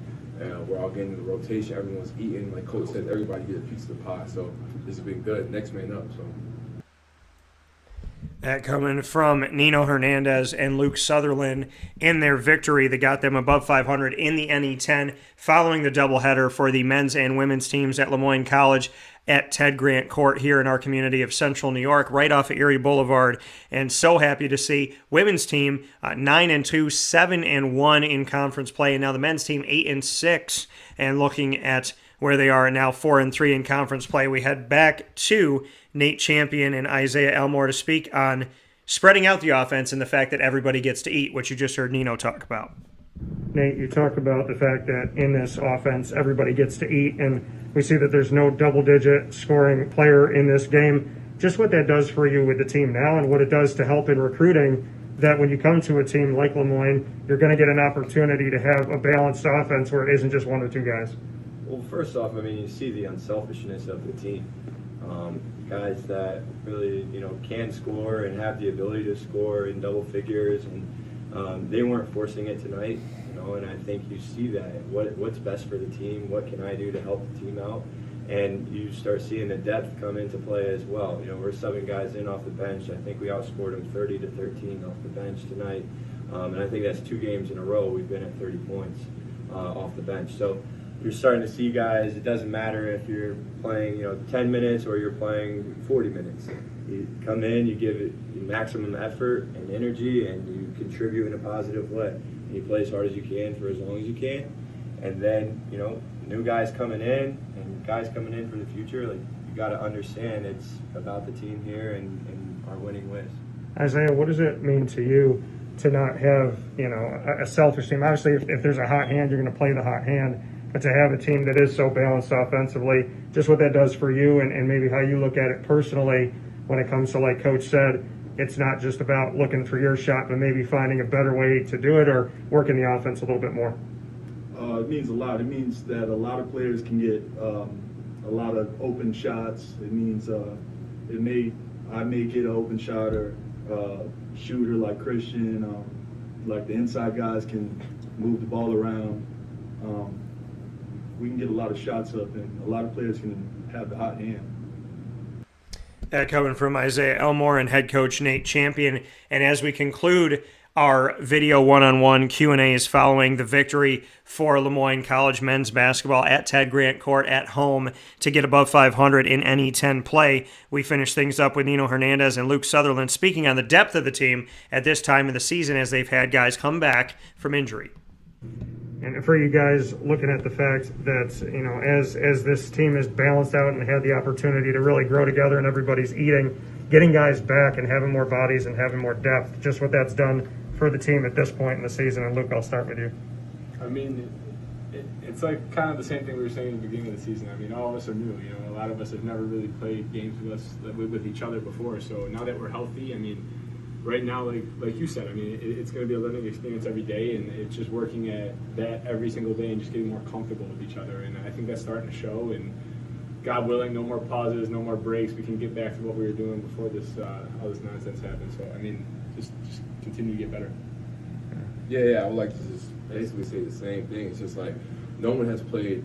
A lot of guys haven't even played college basketball. So we attack every day with the mindset of each day we're going to get better. Each step, whether it's baby steps, whether it's big steps, each day we come in and we just get better as a team, as a unit. And then you see tonight, we all clicked, we all formed. You've seen the past two games.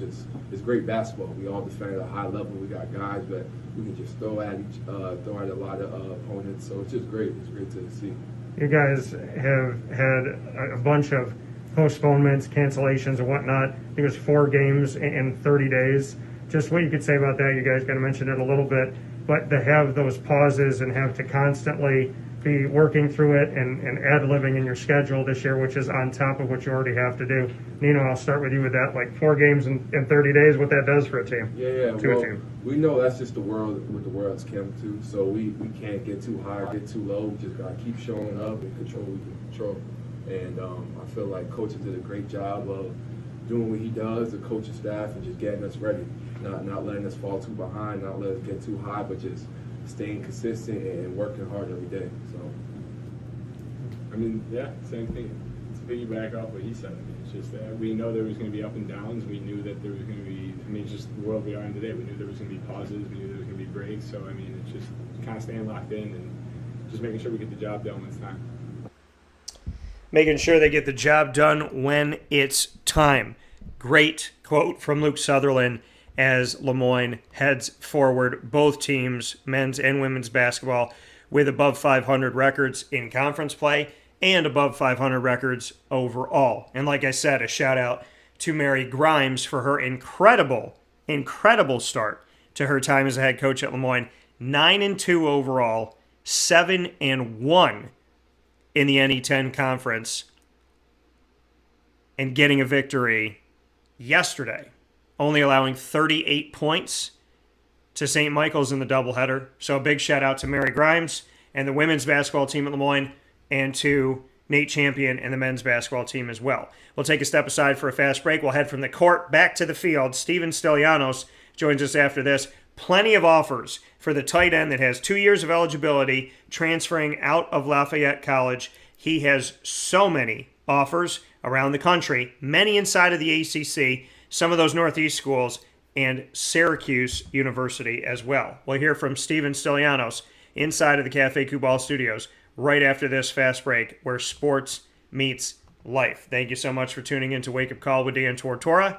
Plenty coming up right after this.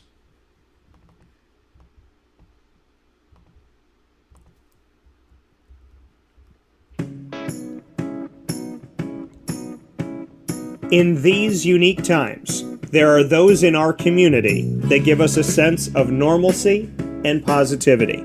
Pizza Man on 50 Oswego Street in Baldwinsville has been here for you for over 35 years and is here now. Call 315-638-1234 or order online at pizzamanbville.com to bring those familiar tastes into your home. And remember to come see our monthly on-site broadcasts centered around the community and our Baldwinsville beats. Pizza Man in Baldwinsville. Any way you slice it, they are always here for you.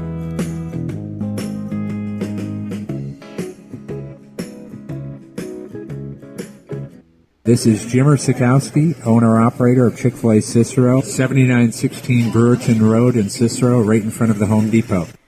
I had a deep feeling that God wanted me to do something bigger with my life and to help people, help others. I kept putting Chick-fil-A in my life, and I realized as I was going through the franchise selection process that positively impacting the lives of others was really core to what we do here at Chick-fil-A.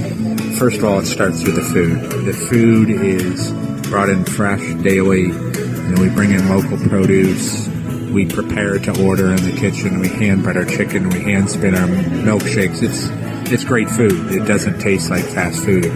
I think the second thing is the way people feel when they come in a Chick-fil-A restaurant. It's different. We try to treat people with intentional kindness here, which is very different and deeper than good customer service. And so I think it feels remarkable for most people to come in a Chick-fil-A restaurant. And then lastly, the impact that we try to have in the community is very different. It's a big part of the expectation of every operator of a Chick-fil-A restaurant is that they're actively engaged in their community, they're a leader in the community, and they're making a difference. When they realize that what we're striving to do is to shine a little light in their life, that's a very, very different experience than you will have in any other quick service restaurant. And it's that remarkable experience that I think people will emotionally connect with.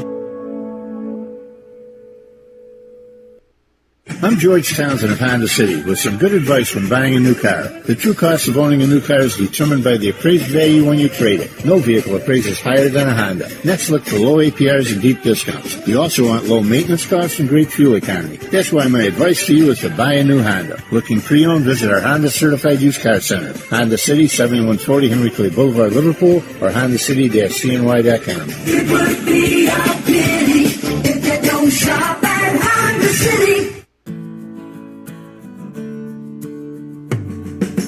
Our corporate purpose at Chick-fil-A is to glorify God by being faithful stewards of all that's entrusted to us and to positively influence all those who come in contact with Chick-fil-A. And what became increasingly clear from our success in Cicero is that people love Chick-fil-A. And also I think we recognized that, we had a great opportunity to grow the brand and grow our platform. I felt incredibly grateful when I was selected to be a Chick-fil-A operator. I think what it's meant for me, what I've come to realize on a very deep level is that this is a calling for me. It's not a career. It's not a job. The Lord called me to be a Chick-fil-A operator and to use these restaurants to glorify Him and to positively influence other people. I'm blessed. I'm very blessed. Head to Chick-fil-A Clay on 3974 State Route 31 in Liverpool, New York.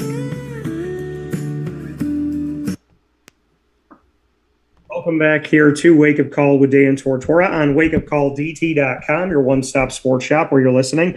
You're also listening worldwide on mixlr.com/wakeupcalldt, and we're live streaming on video and audio on Facebook and YouTube.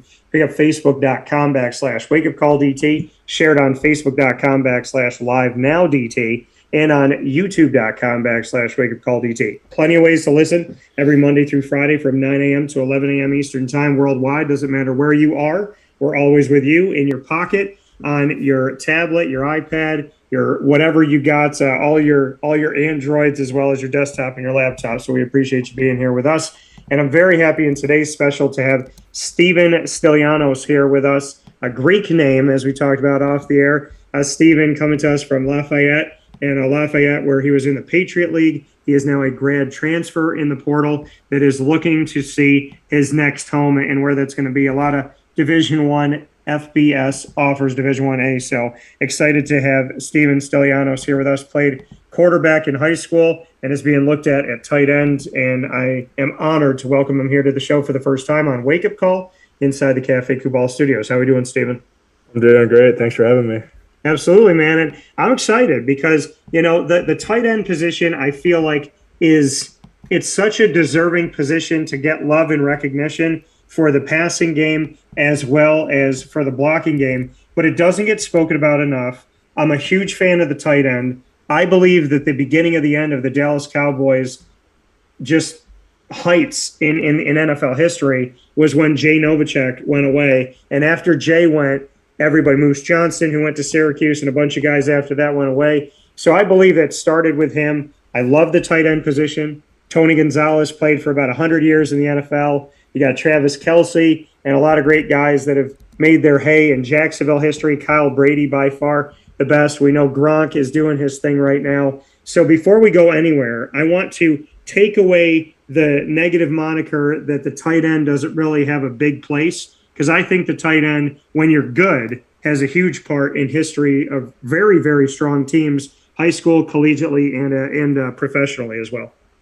Definitely. The tight end deserves the respect because we're kind of the Swiss Army knife of the offense. We got to know all the pass game stuff, all the formations, all the combination blocks with the O-line. So, just kind of being that Swiss Army knife and doing everything, you got to, have a lot of skill sets to be able to do well. So, Steven, you played in high school, played quarterback. Bring me into the shift in recruitment. And like you said, you weren't highly recruited coming out of high school because of the fact that, you were playing quarterback and then got shifted. Did you like that shift? Were you okay with it? Were you kind of apprehensive about switching from quarterback to tight end? Bring me into that. I was pretty cool with it. I was actually recruited as a tight end, so I never thought I was going to play quarterback in college. But I always like contact, when I was running the ball as a quarterback, lower the shoulder and, truck some people. So it wasn't too bad. More just like blocking technique was the biggest thing that I kind of struggled with early in my career. Just because you can't fake it, you got to get your hands inside and, feet in the ground. Can't get too far on your toes. You're going to get slung by the defense. So that was probably the hardest thing. I always had I was a basketball player, so I always had grew up playing catch and everything. So catching the ball was no problem. Yeah, and like you said, trying to get better in the blocking side of things and whatnot. Where do you feel like you're at right now, having been at Lafayette? Do you feel that you're now an all-around tight end? Can you block down the field, be an extra part of that offensive line, and get out in the passing game? Have you become a well-rounded tight end at this point? Yeah, definitely. I think that's one of my strongest suits, is just kind of being versatile at Lafayette. They kind of put me in position to do everything. They had me inline, base blocking DNs. They'd have me blocking for screens on corners. They had me split out running routes, running routes from attached, line up in the backfield, pass protecting. So kind of just doing a little bit of everything. Getting that experience was definitely helpful. And Steven, playing, at where you were at Lafayette, and we look back on it, 2018, you played 11 games. 2019, you played 11. And then in the COVID year, you played 3. And this season, you played 4. Bring me into how that affects you positively or negatively, that you played 11 games in your first 2 seasons and played 7 combined in the last 2. Yeah, I think it, early on in my career, kind of getting thrown in the fire, it just kind of made me having to learn everything on my toes and, just adjust and everything. And then, with COVID and everything, gave me some time, when we weren't playing, to train and really elevate my game. And then that gave me 2 years to, play somewhere else. So I'm really thankful for that. And hopefully I can, go to a bigger stage and show what I can do. And for you, so you have 2 years of eligibility? Yes, sir. And how does that work out? Was that just the COVID-free year granted that extra spot? Yep. So it all worked out well. So you get 2 years wherever you go, and essentially it's like going to a JUCO school and then just transferring. So to have that type of situation and to have that ability to kind of learn a little bit at Lafayette, you have a unique world because you played in the Patriot League, so you weren't at JUCO. You were playing, in a league that is reputable and whatnot. What does that mean to you, that you're coming into a Division I AFBS team kind of like a JUCO transfer, 2 years and move on, but you had experience at a higher level, which has got to help you out.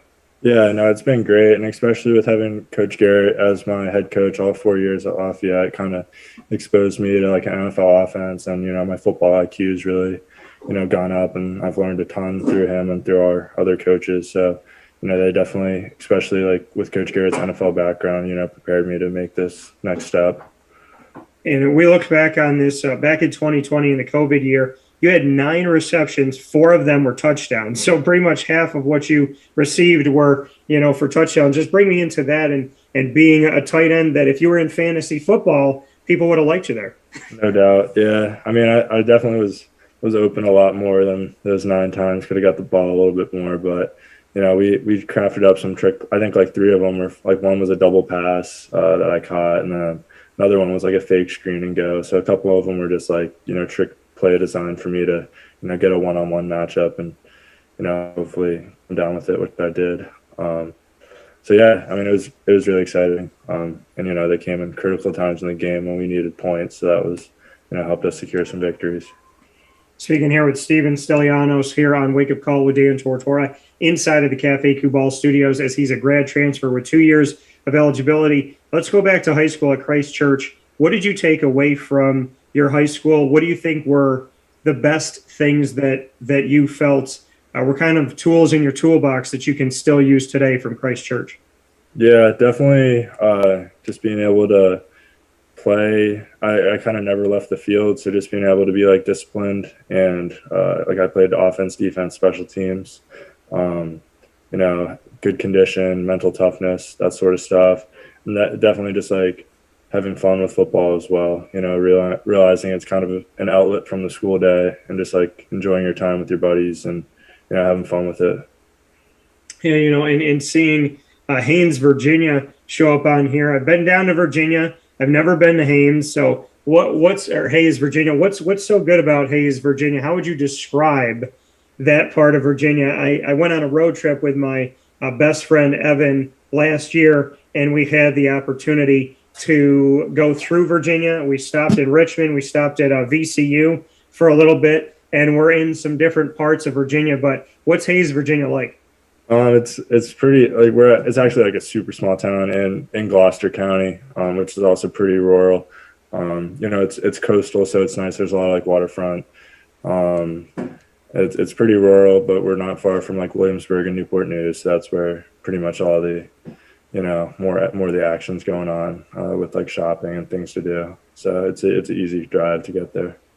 In your small town, do you have a kind of a sanctuary, a place that you like to go to? Do you have a favorite place to eat? Like, where in this small town do you feel like, hey, when I go home, I gotta go here? Let me think. We got a Mexican restaurant that does like half price fajitas on Mondays that we usually hit up. Okay. That's a good spot. And then like also we have jet skis. So in the summer, like when I'm home, I always want to, go out and be on the water and stuff. So you're even though it's a small town, you could still get to the water. Oh yeah. I live on the water. So it's like right in the backyard. So poor you. Pretty awesome. Pretty exciting. No doubt. So a lot of Northeast schools have offered you up to this point. Are you okay? I know it snows in Virginia. My first time ever that I was in Virginia, I was in Virginia Beach, and I stayed on the beach, and it snowed, and I kid you not, I saw snow with palm trees blowing, and the sand and the snow was mixing together. So I know that it does snow in Virginia, but are you prepared to play in the Northeast, knowing that Syracuse plays indoors, so you don't really have to worry about it. But in other places in the Northeast, it snows and you're playing outside. How comfortable are you getting uncomfortable in the snow? Yeah, I don't really mind it too much. Like being at Lafayette the past 4 years, that's up in Pennsylvania, and we've, experienced some of that. Yeah. So it's not really too big of a deal. I'm also, I'm not really too geographically specific where I want to go. So, I'm open to kind of wherever. And the first school to offer you is a school that I know very well, my hometown, and that's Syracuse, New York. The Orange were the first to offer you when you jumped into the transfer portal. Bring me into getting that offer from Syracuse and just what that was like to enter the transfer portal and have a response, and maybe how quickly did Syracuse respond? Yeah, so I got in the portal probably like beginning of December. So, I had some schools hit me up. Syracuse was probably like the biggest one. My buddy knew the coach. They got my film into them and they loved it. Coach Lynch actually came down and saw me at Lafayette. We, caught up for like an hour or two, got to know each other and everything. And then probably like a week or so later, he gave me a FaceTime and told me that they were going to offer me because they want to get the tight end position more involved in their offense. And at Syracuse over the last 2 seasons, Aaron Hackett and Luke Benson, who were arguably the best 1-2 punch Syracuse has had at tight end in a decade, if not longer, they both decided to transfer out. What did that mean to you that Aaron Hackett and Luke Benson, they weren't used a lot in the passing game, but when they were used, they were automatic? Kind of looking back to your season in 2020, where you had 9 receptions and 4 were touchdowns, that was kind of like how they were looking. What does that mean to you that Luke Benson just decided to transfer out? Aaron Hackett transferred out after last season. So where does that fit in with you being a tight end and hearing from Mike Lynch that they want to use the tight end more? It's definitely means that there's some opportunity there, to come in and play, which is, what I'm looking for and wherever I'm going to go. So that's really exciting. But definitely want to see like whoever they hire as their O coordinator, how they've used their tight ends in the past, and like, how they, chop some film up and how they see themselves using the tight end. Because, I just definitely want to be used and be able to like showcase what I can do wherever I go. Sean Tucker at Syracuse ended this season as one of the most explosive running backs in the entire country. He set a new single season rushing record of just under 1,500 rushing yards at Syracuse, breaking a 42-year record that was held by Joe Morris. As a tight end, knowing that you're coming onto a team with Garrett Schrader, who's a running quarterback, and Sean Tucker, who is a very strong running back, who could carry the ball 20 to 30 times a game, what do you think about blocking downfield in an offense like that, not knowing who the offensive coordinator is going to be, but let's just say for argument's sake, as strong as Sean's been on the ground and what Garrett can do running, how confident or comfortable are you in blocking downfield and being a part of a team that runs the ball predominantly? No doubt. Yeah, I definitely love blocking. It's fun. I think I can, help them pick up yards and move people around a little bit. But I also think that also opens the door for some play action stuff and rollouts, nakeds and everything. Get on the edge, hit the tight end in the flat. That's just too easy. So, when people are probably stacking the box looking for the run, you can sneak the tight end right behind them. So I think those are some things I'm excited about. Mike Lynch is the running backs coach. He used to be the co-offensive coordinator at Syracuse. So he's the one that's been connecting with you. Not having an OC at Syracuse, what does that do for your recruitment? Does it make you like hold off a little bit to see who it's going to be before you make an overall decision? How are you gauging that at Syracuse? Yeah, definitely. Definitely want to see who that is. And, I'm going to do some visits in January once the dead period ends and kind of navigate everything with that. But, definitely want to see who that is before I make an overall decision, and how they're planning on using tight ends and, sitting down and talking with them and seeing what they're doing. So does that mean if you're that interested in seeing who Syracuse is bringing in, does that mean Syracuse has a big play in this? Will you make a decision before Syracuse has an OC, or is it safe to say that you'll at least wait to see who's going to be there? I'm not really sure on what their timetable is of hiring someone, but, I assume it would probably be sometime soon. But I definitely am thinking about doing my visits in January and committing towards the end of that.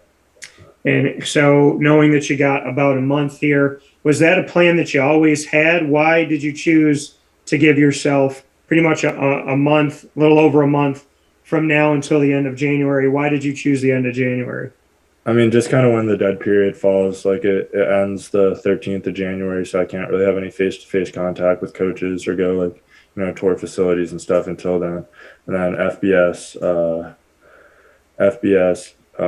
dead period starts again in the beginning of February, so I'd kind of be in the same boat. And also just kind of respecting the coaches' times and everything. I don't want to leave anyone straggling for too long. And I respect that. I appreciate that. I think that says a lot about you, that it's not all about you. I think, when people enter the transfer portal, there's people out there that, and you know this because I liken life to a football field. There's 22 people on the field, but there's thousands of people saying how good they would be if they were on the field. And when it comes to the transfer portal, there's people out there that say, well, everybody in the transfer portal is selfish. They're not a team player. They're not responsible. They don't like competition. They're not willing to work hard. You just said, hey, I'm in the transfer portal, but I want to respect the coaches, and I want to make sure I time this thing right. You just showed you care about more than yourself. What do you think about the stigma of the portal and people thinking that the portal is only used by selfish players who are only looking out for themselves? I think it's a little interesting. It's a little different now with graduate transfers. So like I'm at like Lafayette, where it's a college, you can't really get a graduate degree there. So for that aspect, I think it's kind of just people like trying to help themselves in their futures. Other places, I think like sometimes people hop in if they're not getting what they were promised originally or something. Obviously some people might have better opportunities elsewhere and it's not working at some place, and I get that, but also, sometimes people, just hop in because they're mad or whatever. But I think, hard work's kind of the answer to that. Yeah, and does it concern you at all that it's kind of like the musical chairs now, where when the music stops, there may be more people than chairs? How do you feel about that? Is it nerve-wracking to be in the portal, I guess is what I'm asking? Does it get you a little bit anxious?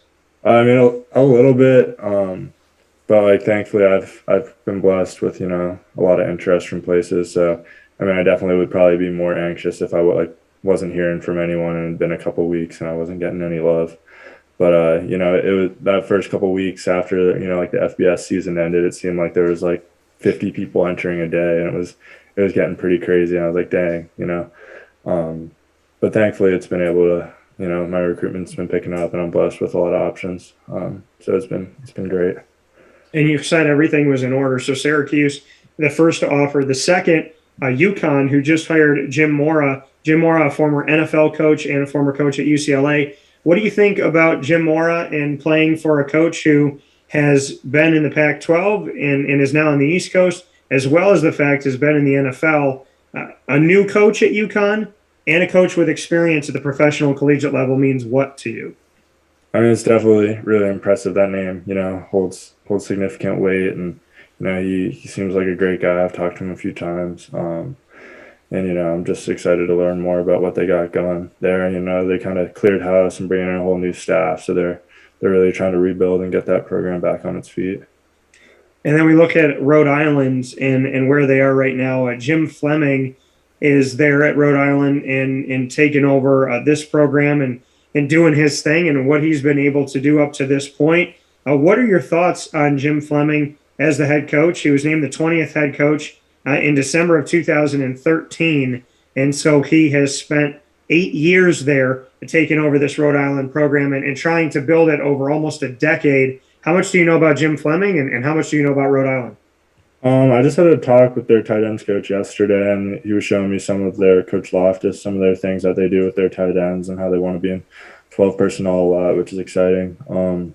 It seems like they, were a couple wins away this year from making the FCS playoffs, and they got something special going on there. So, and their tight ends were, but they were both first team all conference, which is great that they're utilizing that position. So. And you got another coach that you have an offer from who has a strong history and connect back to the Pac-12, and that is Clay Helton, who led USC and the Trojans to a Rose Bowl title after the 2016 season, won a Pac-12 championship in 2017, and is now named the 11th full-time head coach at Georgia Southern. What are your thoughts on that? You got another coach with strong connects to the Pac-12 who is now at Georgia Southern. What does it mean to you to have Clay Helton, who's obviously got a lot of buzz around him in Georgia? Definitely. It's really exciting. They seem like they got a lot of good coaches coming in, on that staff that, want to turn that program around as well. They said that they could see me doing a lot of different things from them and kind of being their guy in 11. So that's a really exciting opportunity. And, definitely they've been contacting me almost every day. So, it's been a great opportunity there as well. And what does that mean to you? Like you said, they could utilize you in a bunch of different ways. How did they speak about how they would utilize you? And secondly, just what it means that you said they've been in touch with you pretty much every day. Yeah, I mean, it just shows that they're really interested, and that I'm like one of the guys that want to come in and help them win right away. And they said they're base 11 team. And they don't really have. At least I don't think they have someone that can kind of go. Shoot like 60 plays a game at tight end, and they said they liked my size and length. Being able to throw me the ball, and also me helping them in the run game as well. So it's exciting. And then we look at the FCS Albany that offered you as well. Greg Gattuso, who is coming into his 9th season, entering 2022 at Albany. Just what that means to you. You have FBS and FCS offers. How much do you know about the Great Danes of Albany? I don't know a ton. I know, their coach, Coach Byron, was NFL. He was the guy that offered me and talked to me. He was their O-line coach, but he's NFL tight end. Wants to use the tight end there. We actually played against them at Lafayette my sophomore year, so at Albany. So kind of got to see that facility and everything. It was really nice game day atmosphere there. But yeah, it seems like definitely a good opportunity as well. And then we look at, speaking here in our one-on-one conversation with Steven Stilianos, the tight end that's coming from Lafayette with 2 years as a grad transfer to play at whatever school he chooses. A bunch of offers coming through as we talk about his recruitment here on Wake Up Call with Dan Tortora from inside of the Cafe Kubal studios here in your morning. And we appreciate you being here with us. To look at the next school that you have, Rutgers, the second coming of Greg Schiano with the Rutgers Scarlet Knights. And in his second coming, had a not too bad record here in his second season. Went 3-6 in the COVID year and then went 5-7. So is improving. What are your thoughts about Greg Schiano and Rutgers as they are playing inside of the Big Ten and he's trying to bring them to a more positive present and future? No doubt. They're definitely building something special, and they're improving, like you said. Coach Gleason said that he wants to use 12 personnel a lot, and they need a few tight ends in the system to be able to, because they're up tempo, to be able to get in there and play. So that's a really exciting opportunity to play in the Big Ten, play against Ohio State, Michigan, those kind of schools. I visited there before the dead period started, and their facilities were pretty immaculate and top notch. So it's a really exciting opportunity as well. We look at Sam Houston also offered you here. The Bearcats have had Casey Keeler as their head coach for a while now, and he brought the team to their first ever SFCS national championship last season in 2020. So, albeit FCS, not FBS, they went to the national championship last year. What does Sam Houston mean to you, and how much do you know about them? Yeah, my buddy from Lafayette actually transferred there, and he plays quarterback there as well, and he's loving it so far. It's pretty cool seeing their success. I think they had about like a 20-game win streak before they just lost in the playoffs, which is pretty awesome. And they're making the jump to FBS in 23, which is exciting too. Yeah. So, I've got a lot of positives there. Their tight end's graduating, so, definitely some spot to come in and, contribute right away, which is exciting as well. Your most recent offer, the East Carolina Pirates. I know the team very well. Covered them for the better part of a decade now. Mike Houston's building something there. East Carolina had success under Ruffin McNeil, and then they struggled a little bit in between. And now Mike Houston looks like he's finally turning the tide, turning the corner in the right direction, and had a 7-5 season here in 2021. What can you tell me about the Pirates and Mike Houston? Yeah, it's another great opportunity. That's a college town there. They love the Pirates there. I talked to Coach Scott, their tight ends coach, and he said he was really familiar with my high school and my high school coach because he coached at Norfolk State previously. So they're just excited about me, and they think I can come in, do multiple of different things, kind of be their all-purpose guy that can, block, catch, just do a little bit of everything.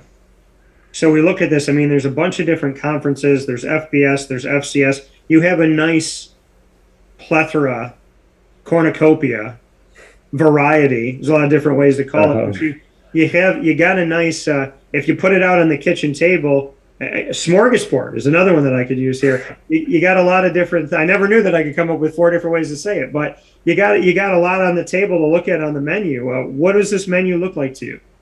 Yeah, it's, like I said, I'm just really blessed. I didn't really expect all this love to come, and there's probably some more stuff coming too. We'll see how that goes. It's just I'm just gonna have to kind of weigh my options. It's gonna be a really tough decision. Where I can, play and contribute while still getting a meaningful degree. Yeah. To fall back on, and hopefully set me up in a place where I can showcase my skills to keep playing for as long as I can.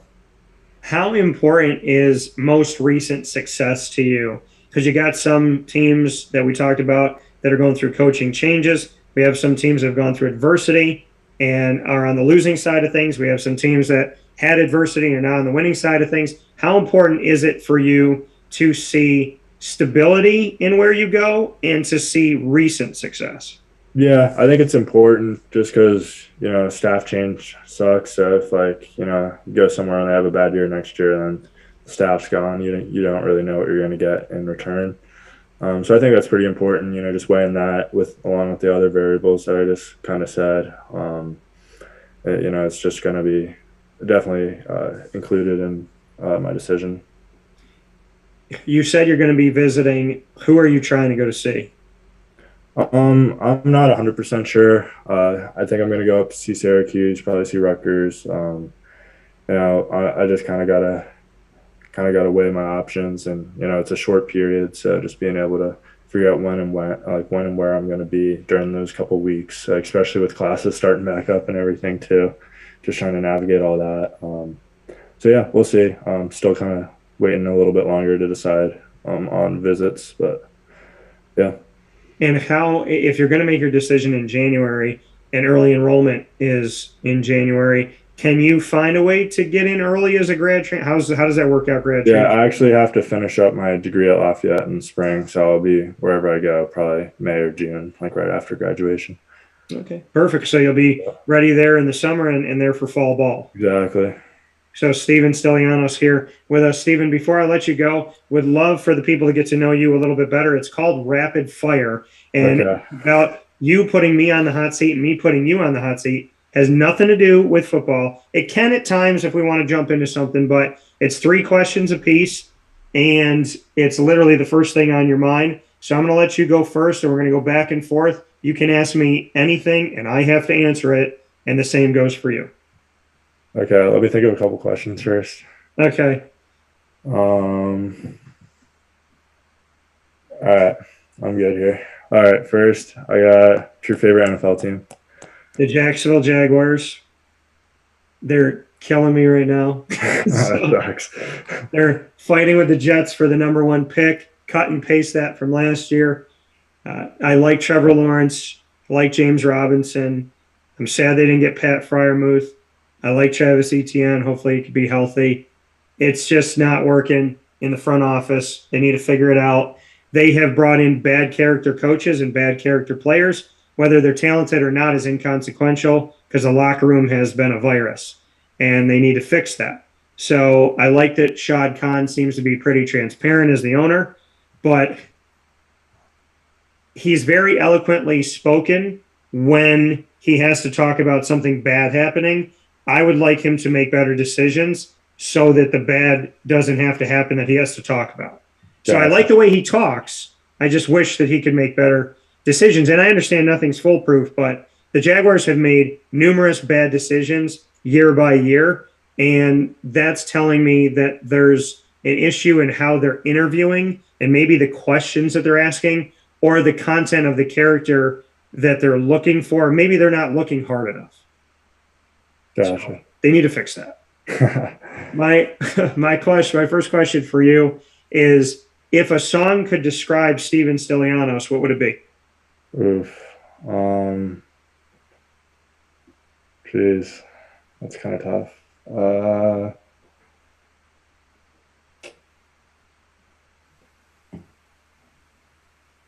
Jeez. That's harder than like my favorite song. I don't know.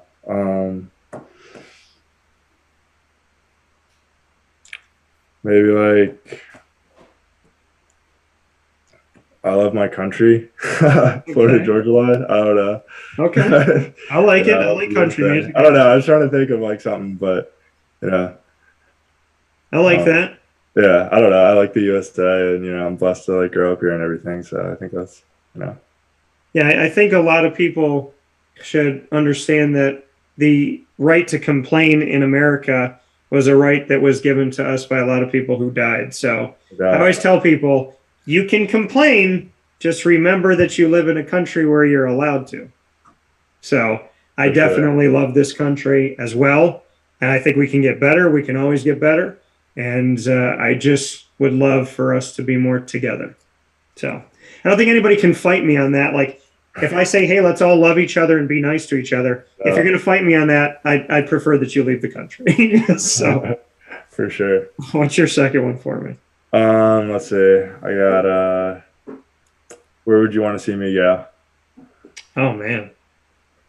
I'm going to say it to you like this. Now, Syracuse is my hometown.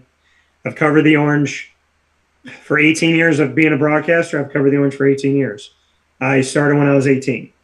And so professionally, I've been covering Syracuse, watching Syracuse since I was a kid. I had a sweatshirt on when I was 1. It's at SU. So, I think selfishly, I'd love for, to have the opportunity to see you here. But, Stephen, to be real with you, and anybody could tell you this that I've talked to in 18 years, and really anybody that I've talked to my whole life knows the type of person that I am on and off the air is the same.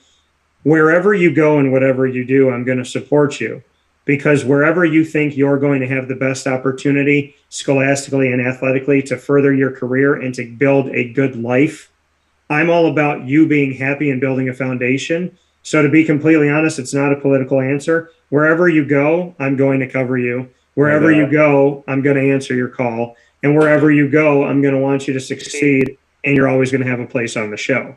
Cool. So wherever you're happy, I'm happy. Sweet. I love that.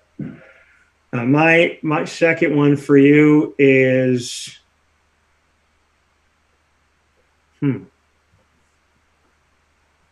if you could be coached by anyone in the world, who would you want to coach you and why? Probably say Bill Belichick. He's pumped out. Obviously like one of the greatest of all time, or the greatest, Tom Brady, and then seeing all the success that Gronk had there, and Hunter Henry's having now. Obviously Belichick's a defensive coach, but the stuff that he does is pretty incredible. Yeah, that's fair. He's okay. Yeah. What's your final one for me? Let's see. How'd you get into like broadcasting? I love telling stories. I love people. I love making people laugh. I love sharing my personality. I have the personality that if I walk into a room of 500 strangers, I'm either going to walk out with 500 friends, or if a few of them I don't, it's because they're miserable. I like standing in a room and just getting people off the wall together, hanging out, having fun. I don't believe there's anybody I can't make laugh, and I don't believe that there's anybody in the world that I can't, reach out to and sit down with. I don't think there's anyone I can't interview. So I don't think there's any room. I know there's no room in this world or any world where I don't belong, because the only thing I bow down to is God. So if you put me in a room of a bunch of ornery, negative, upset people, I'm still going to have, like, if you and I were in a room of a bunch of miserable people, we're going to laugh the whole time. That's what I know. So I would say I love to tell stories. I believe that I can get through to anybody because people know that I'm honest. And whether you talk to me for 5 minutes or 15 years, you get the same guy. I think that that's valuable. So, yeah, I would say I just love it. I love talking with people, getting to know people. I love telling stories. I love making people laugh. And I love making this world smaller. And my hope is that I can leave people with a sense of faith, a sense of God, a sense of unity, a sense of somebody cares about them. If no one else on the planet makes them feel like they matter, I know that if you're with me, you'll at least get that from me. Gotcha.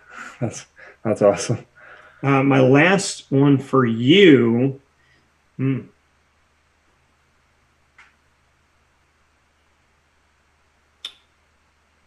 Okay, I'm going to put you on the spot since you put me on the spot. Will you allow Wake Up Call to be the place where you announce where you're going? Oof. I mean, sure. Like I'll say on it and then I'll post on Twitter. Yeah. I mean, obviously I'll tell like the coaches and stuff and everything beforehand, but why not? Yeah, give you an opportunity that you just kind of let me know, hey, I know where I'm going, and then we make sure that we put it out there. We've been able to do that for players around the country, announce their top 10s or top 5, where they're going. So if you'd like to, the day that you commit, I will make sure that I make myself available to you if you'd like to do it. All right, cool. That's exciting. So Steven Stilianos, you heard it here in January. Within the next month, we're going to know where he's going, and we're going to get to talk about it on Wake Up Call. Steven, I know that I just got to have you here for the first time, but as you'll find out from anybody that I've talked to, and I think at this point there's over 3,000 people that have been on Wake Up Call, for me, you guys matter, and hopefully you can feel that through the conversation. But definitely, I've talked to you. You're already one of my favorite tight ends. That's just cool. Well, I appreciate you having me. This is great. Absolutely. So coming from Lafayette, 2 years, grad transfer, a lot of places that have offered, more places potentially to come. For Steven Stilianos inside of the Cafe Kubal Studios on Wake Up Call, we thank you for watching and listening. And Steven, I appreciate it, and I look forward to the opportunity of finding out where you're going. All right, sounds good. Thank you. I'm going to take care. See you.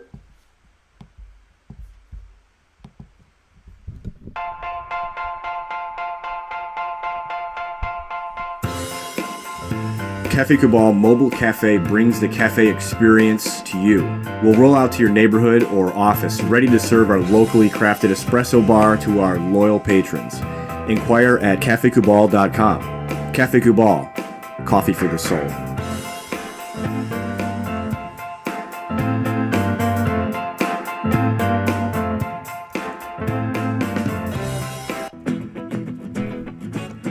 Hi, this is Amy from Mother's Cupboard, home of the whole frittata. We are open daily 6 a.m. to 1:30 p.m. For takeout orders, call 315-432-0942 and tune in to Wake Up Call with Dan Tortora for our monthly food challenge and try our Wake Up Call signature menu item available 7 days a week. Here at Mother's Cupboard, we are Central New York, and it's our honor to serve you. Ma and Pa's Kettle Corn and Popcorn Factory remind us that every day is worth celebrating. Find them at 201 Old 7th North Street in Liverpool, New York. Open Monday through Saturday in-store and all the time online at maandpaspopcorn.com. Serving our Central New York community and beyond, you can order all throughout the country at maandpaspopcorn.com. And remember to get your tins, which have in-store half-price refills forever. Ma and Pa's Kettle Corn and Popcorn Factory, available to you for fundraising and all of your events by calling 315-450-6272. That's 315-450-6272. Ma and Pa's Kettle Corn and Popcorn Factory. How corny are you?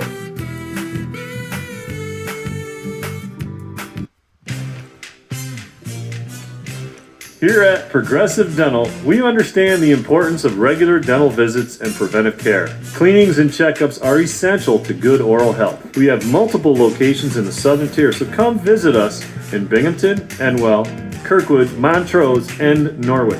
For self-pay non-insured patients, we offer the Smile Plan, which covers all of your cleanings, x-rays, and exams for an affordable yearly price. Call 607-754-2273 or 607-754-CARE to make an appointment today. For more information, visit our website at progressivedentalny.com.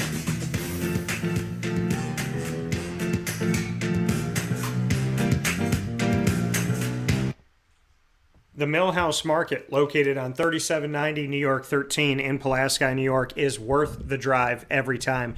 Make sure you make your way out to the Millhouse Market every Tuesday through Sunday and enjoy their incredible menu. Listen, go into the Millhouse Market, you're going to find stuff there that you will not find anywhere else.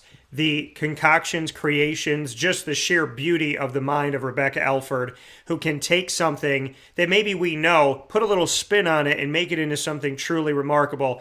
All of her food looks like a work of art. You want to stare at it before you eat it. And then, of course, you got to eat it because it's fantastic. From their margarita pizza to their chicken salad sandwich to the meatball sandwich to the breakfast pizzas and all of the amazing things. Their M&M cookies, their raspberry muffins, the sun-dried tomato mozzarella bread.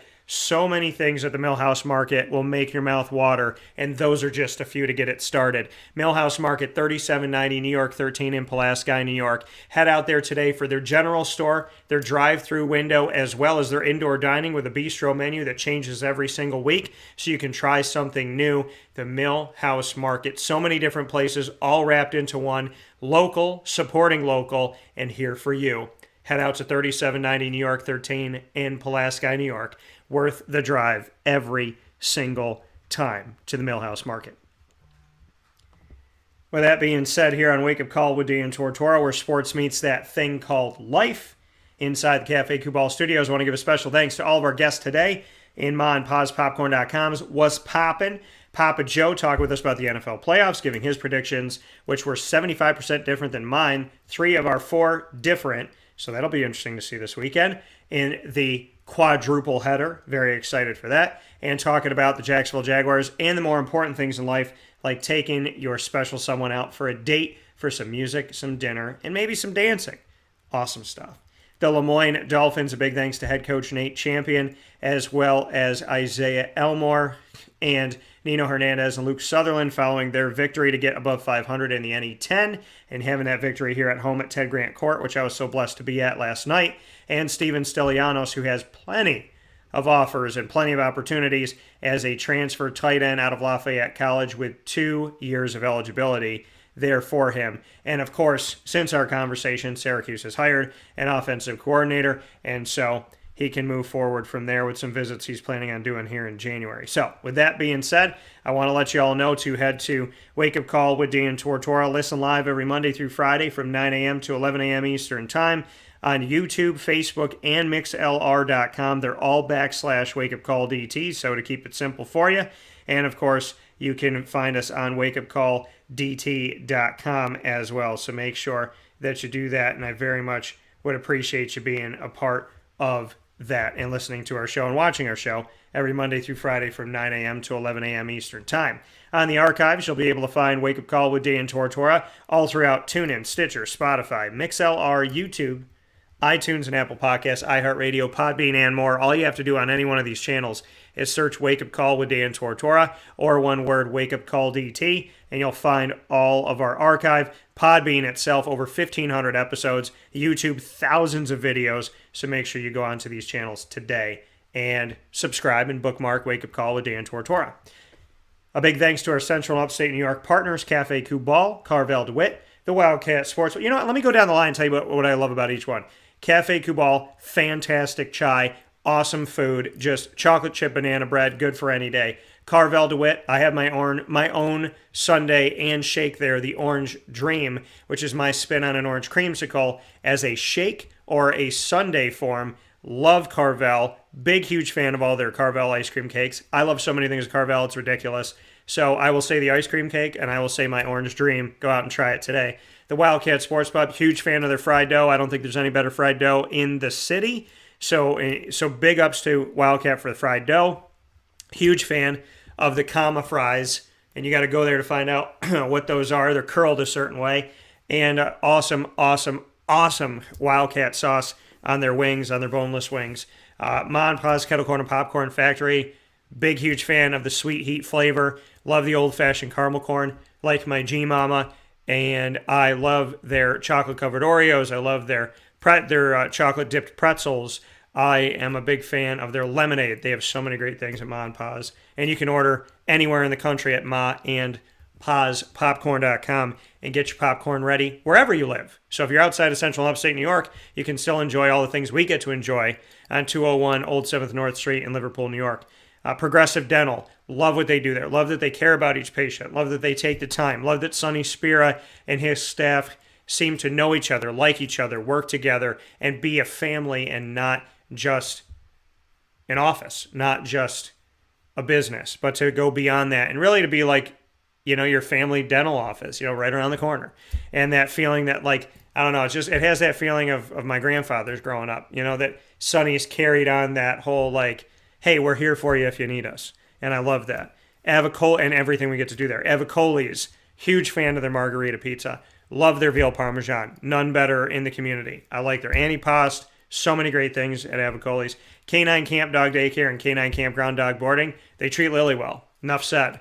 They do right by her. They have a grooming place right next to the daycare. Fantastic. The campground, fantastic for Lily. Love what they have. Love what they do. Love what they offer. Love that they help the community. Love that they're in this community. And I love that I can trust them with Lily. Chick-fil-A Cicero and Chick-fil-A Clay. Peppermint Shake. It's January 19th yesterday, and they still had it. So I ordered it at Chick-fil-A Clay. Run out there and get it while you can. Love it. Love the Cobb salad. Love the nuggets. Love the honey mustard now. I've become a big fan of the honey mustard. Polynesian sauce too. LeMoyne. We'll talk about that in a minute, but I love what I get to do there. Love the family there. Love the community of past, present, and future Dolphins. Pizza Man. Lemon pepper wings, fantastic. I'm probably going to get those tonight, as I always do.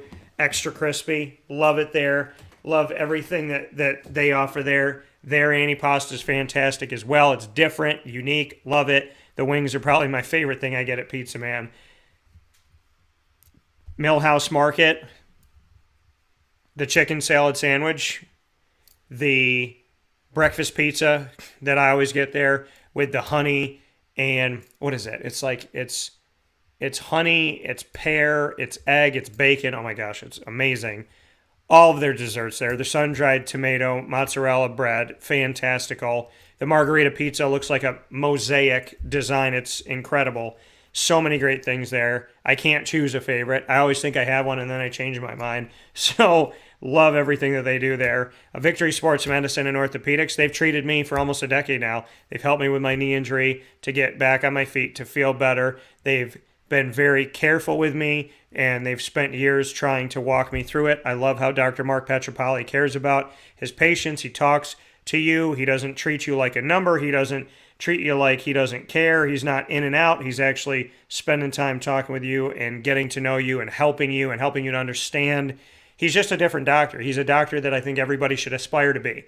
A doctor that cares, a doctor that spends time, a doctor that wants you to understand what's happening, a doctor that gives you options if he can, and a doctor that really, truly wants to see you get better and is not looking for the money as much as he's looking for you to get better. Everybody has to make money to live and obviously continue on and this, that, and whatever. He actually wants you. If there's a path where he gets less money and you get healthier, he'll take that path. Not a lot of doctors are going to do that. That's why I appreciate him. PB&J's Lunchbox, the grilled peanut butter and jelly. I get it with strawberry jelly. Love it there. The barbecue chicken quesadilla, fantastic.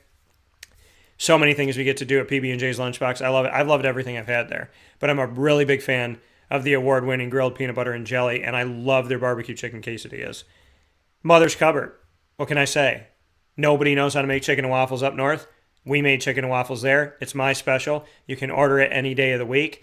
I love their cinnamon swirl French toast. I love my dish of the chicken and waffles. I love their pancakes. I love the frittata.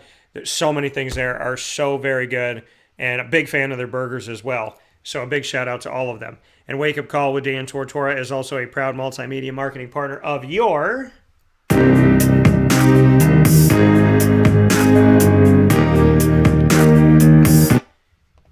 LeMoyne College Dolphins. We are the exclusive multimedia marketing partner of all of LeMoyne College when it comes to the Dolphins and taking care of their stories. You can find Athletics Director Bob Beretta, their coaches, their student athletes, and staff members here on Wake Up Call every single month and every week on Wednesday at 9 a.m. Eastern Time. You can set that for Dolphin Time, AD and DT. Athletics Director Bob Beretta and myself, Dan Tortora, with new episodes every first and third Wednesday of each month. And every second and fourth Wednesday, the Dolphin Dive new episodes air with student athletes, coaches, and staff members of LeMoyne College. Make sure that you go to youtube.com/wakeupcalldt and click subscribe. You can get all of our archive there with our LeMoyne Dolphins specials. You can also get them on the LeMoyne tab of wakeupcalldt.com, and you can find out more information at LeMoyneDolphins.com. Make sure you support your Dolphins by going to their games on their fields and courts of life. And, of course, fins up, as always. Wake Up Call with Dan Tortora is also the proud multimedia marketing partner of your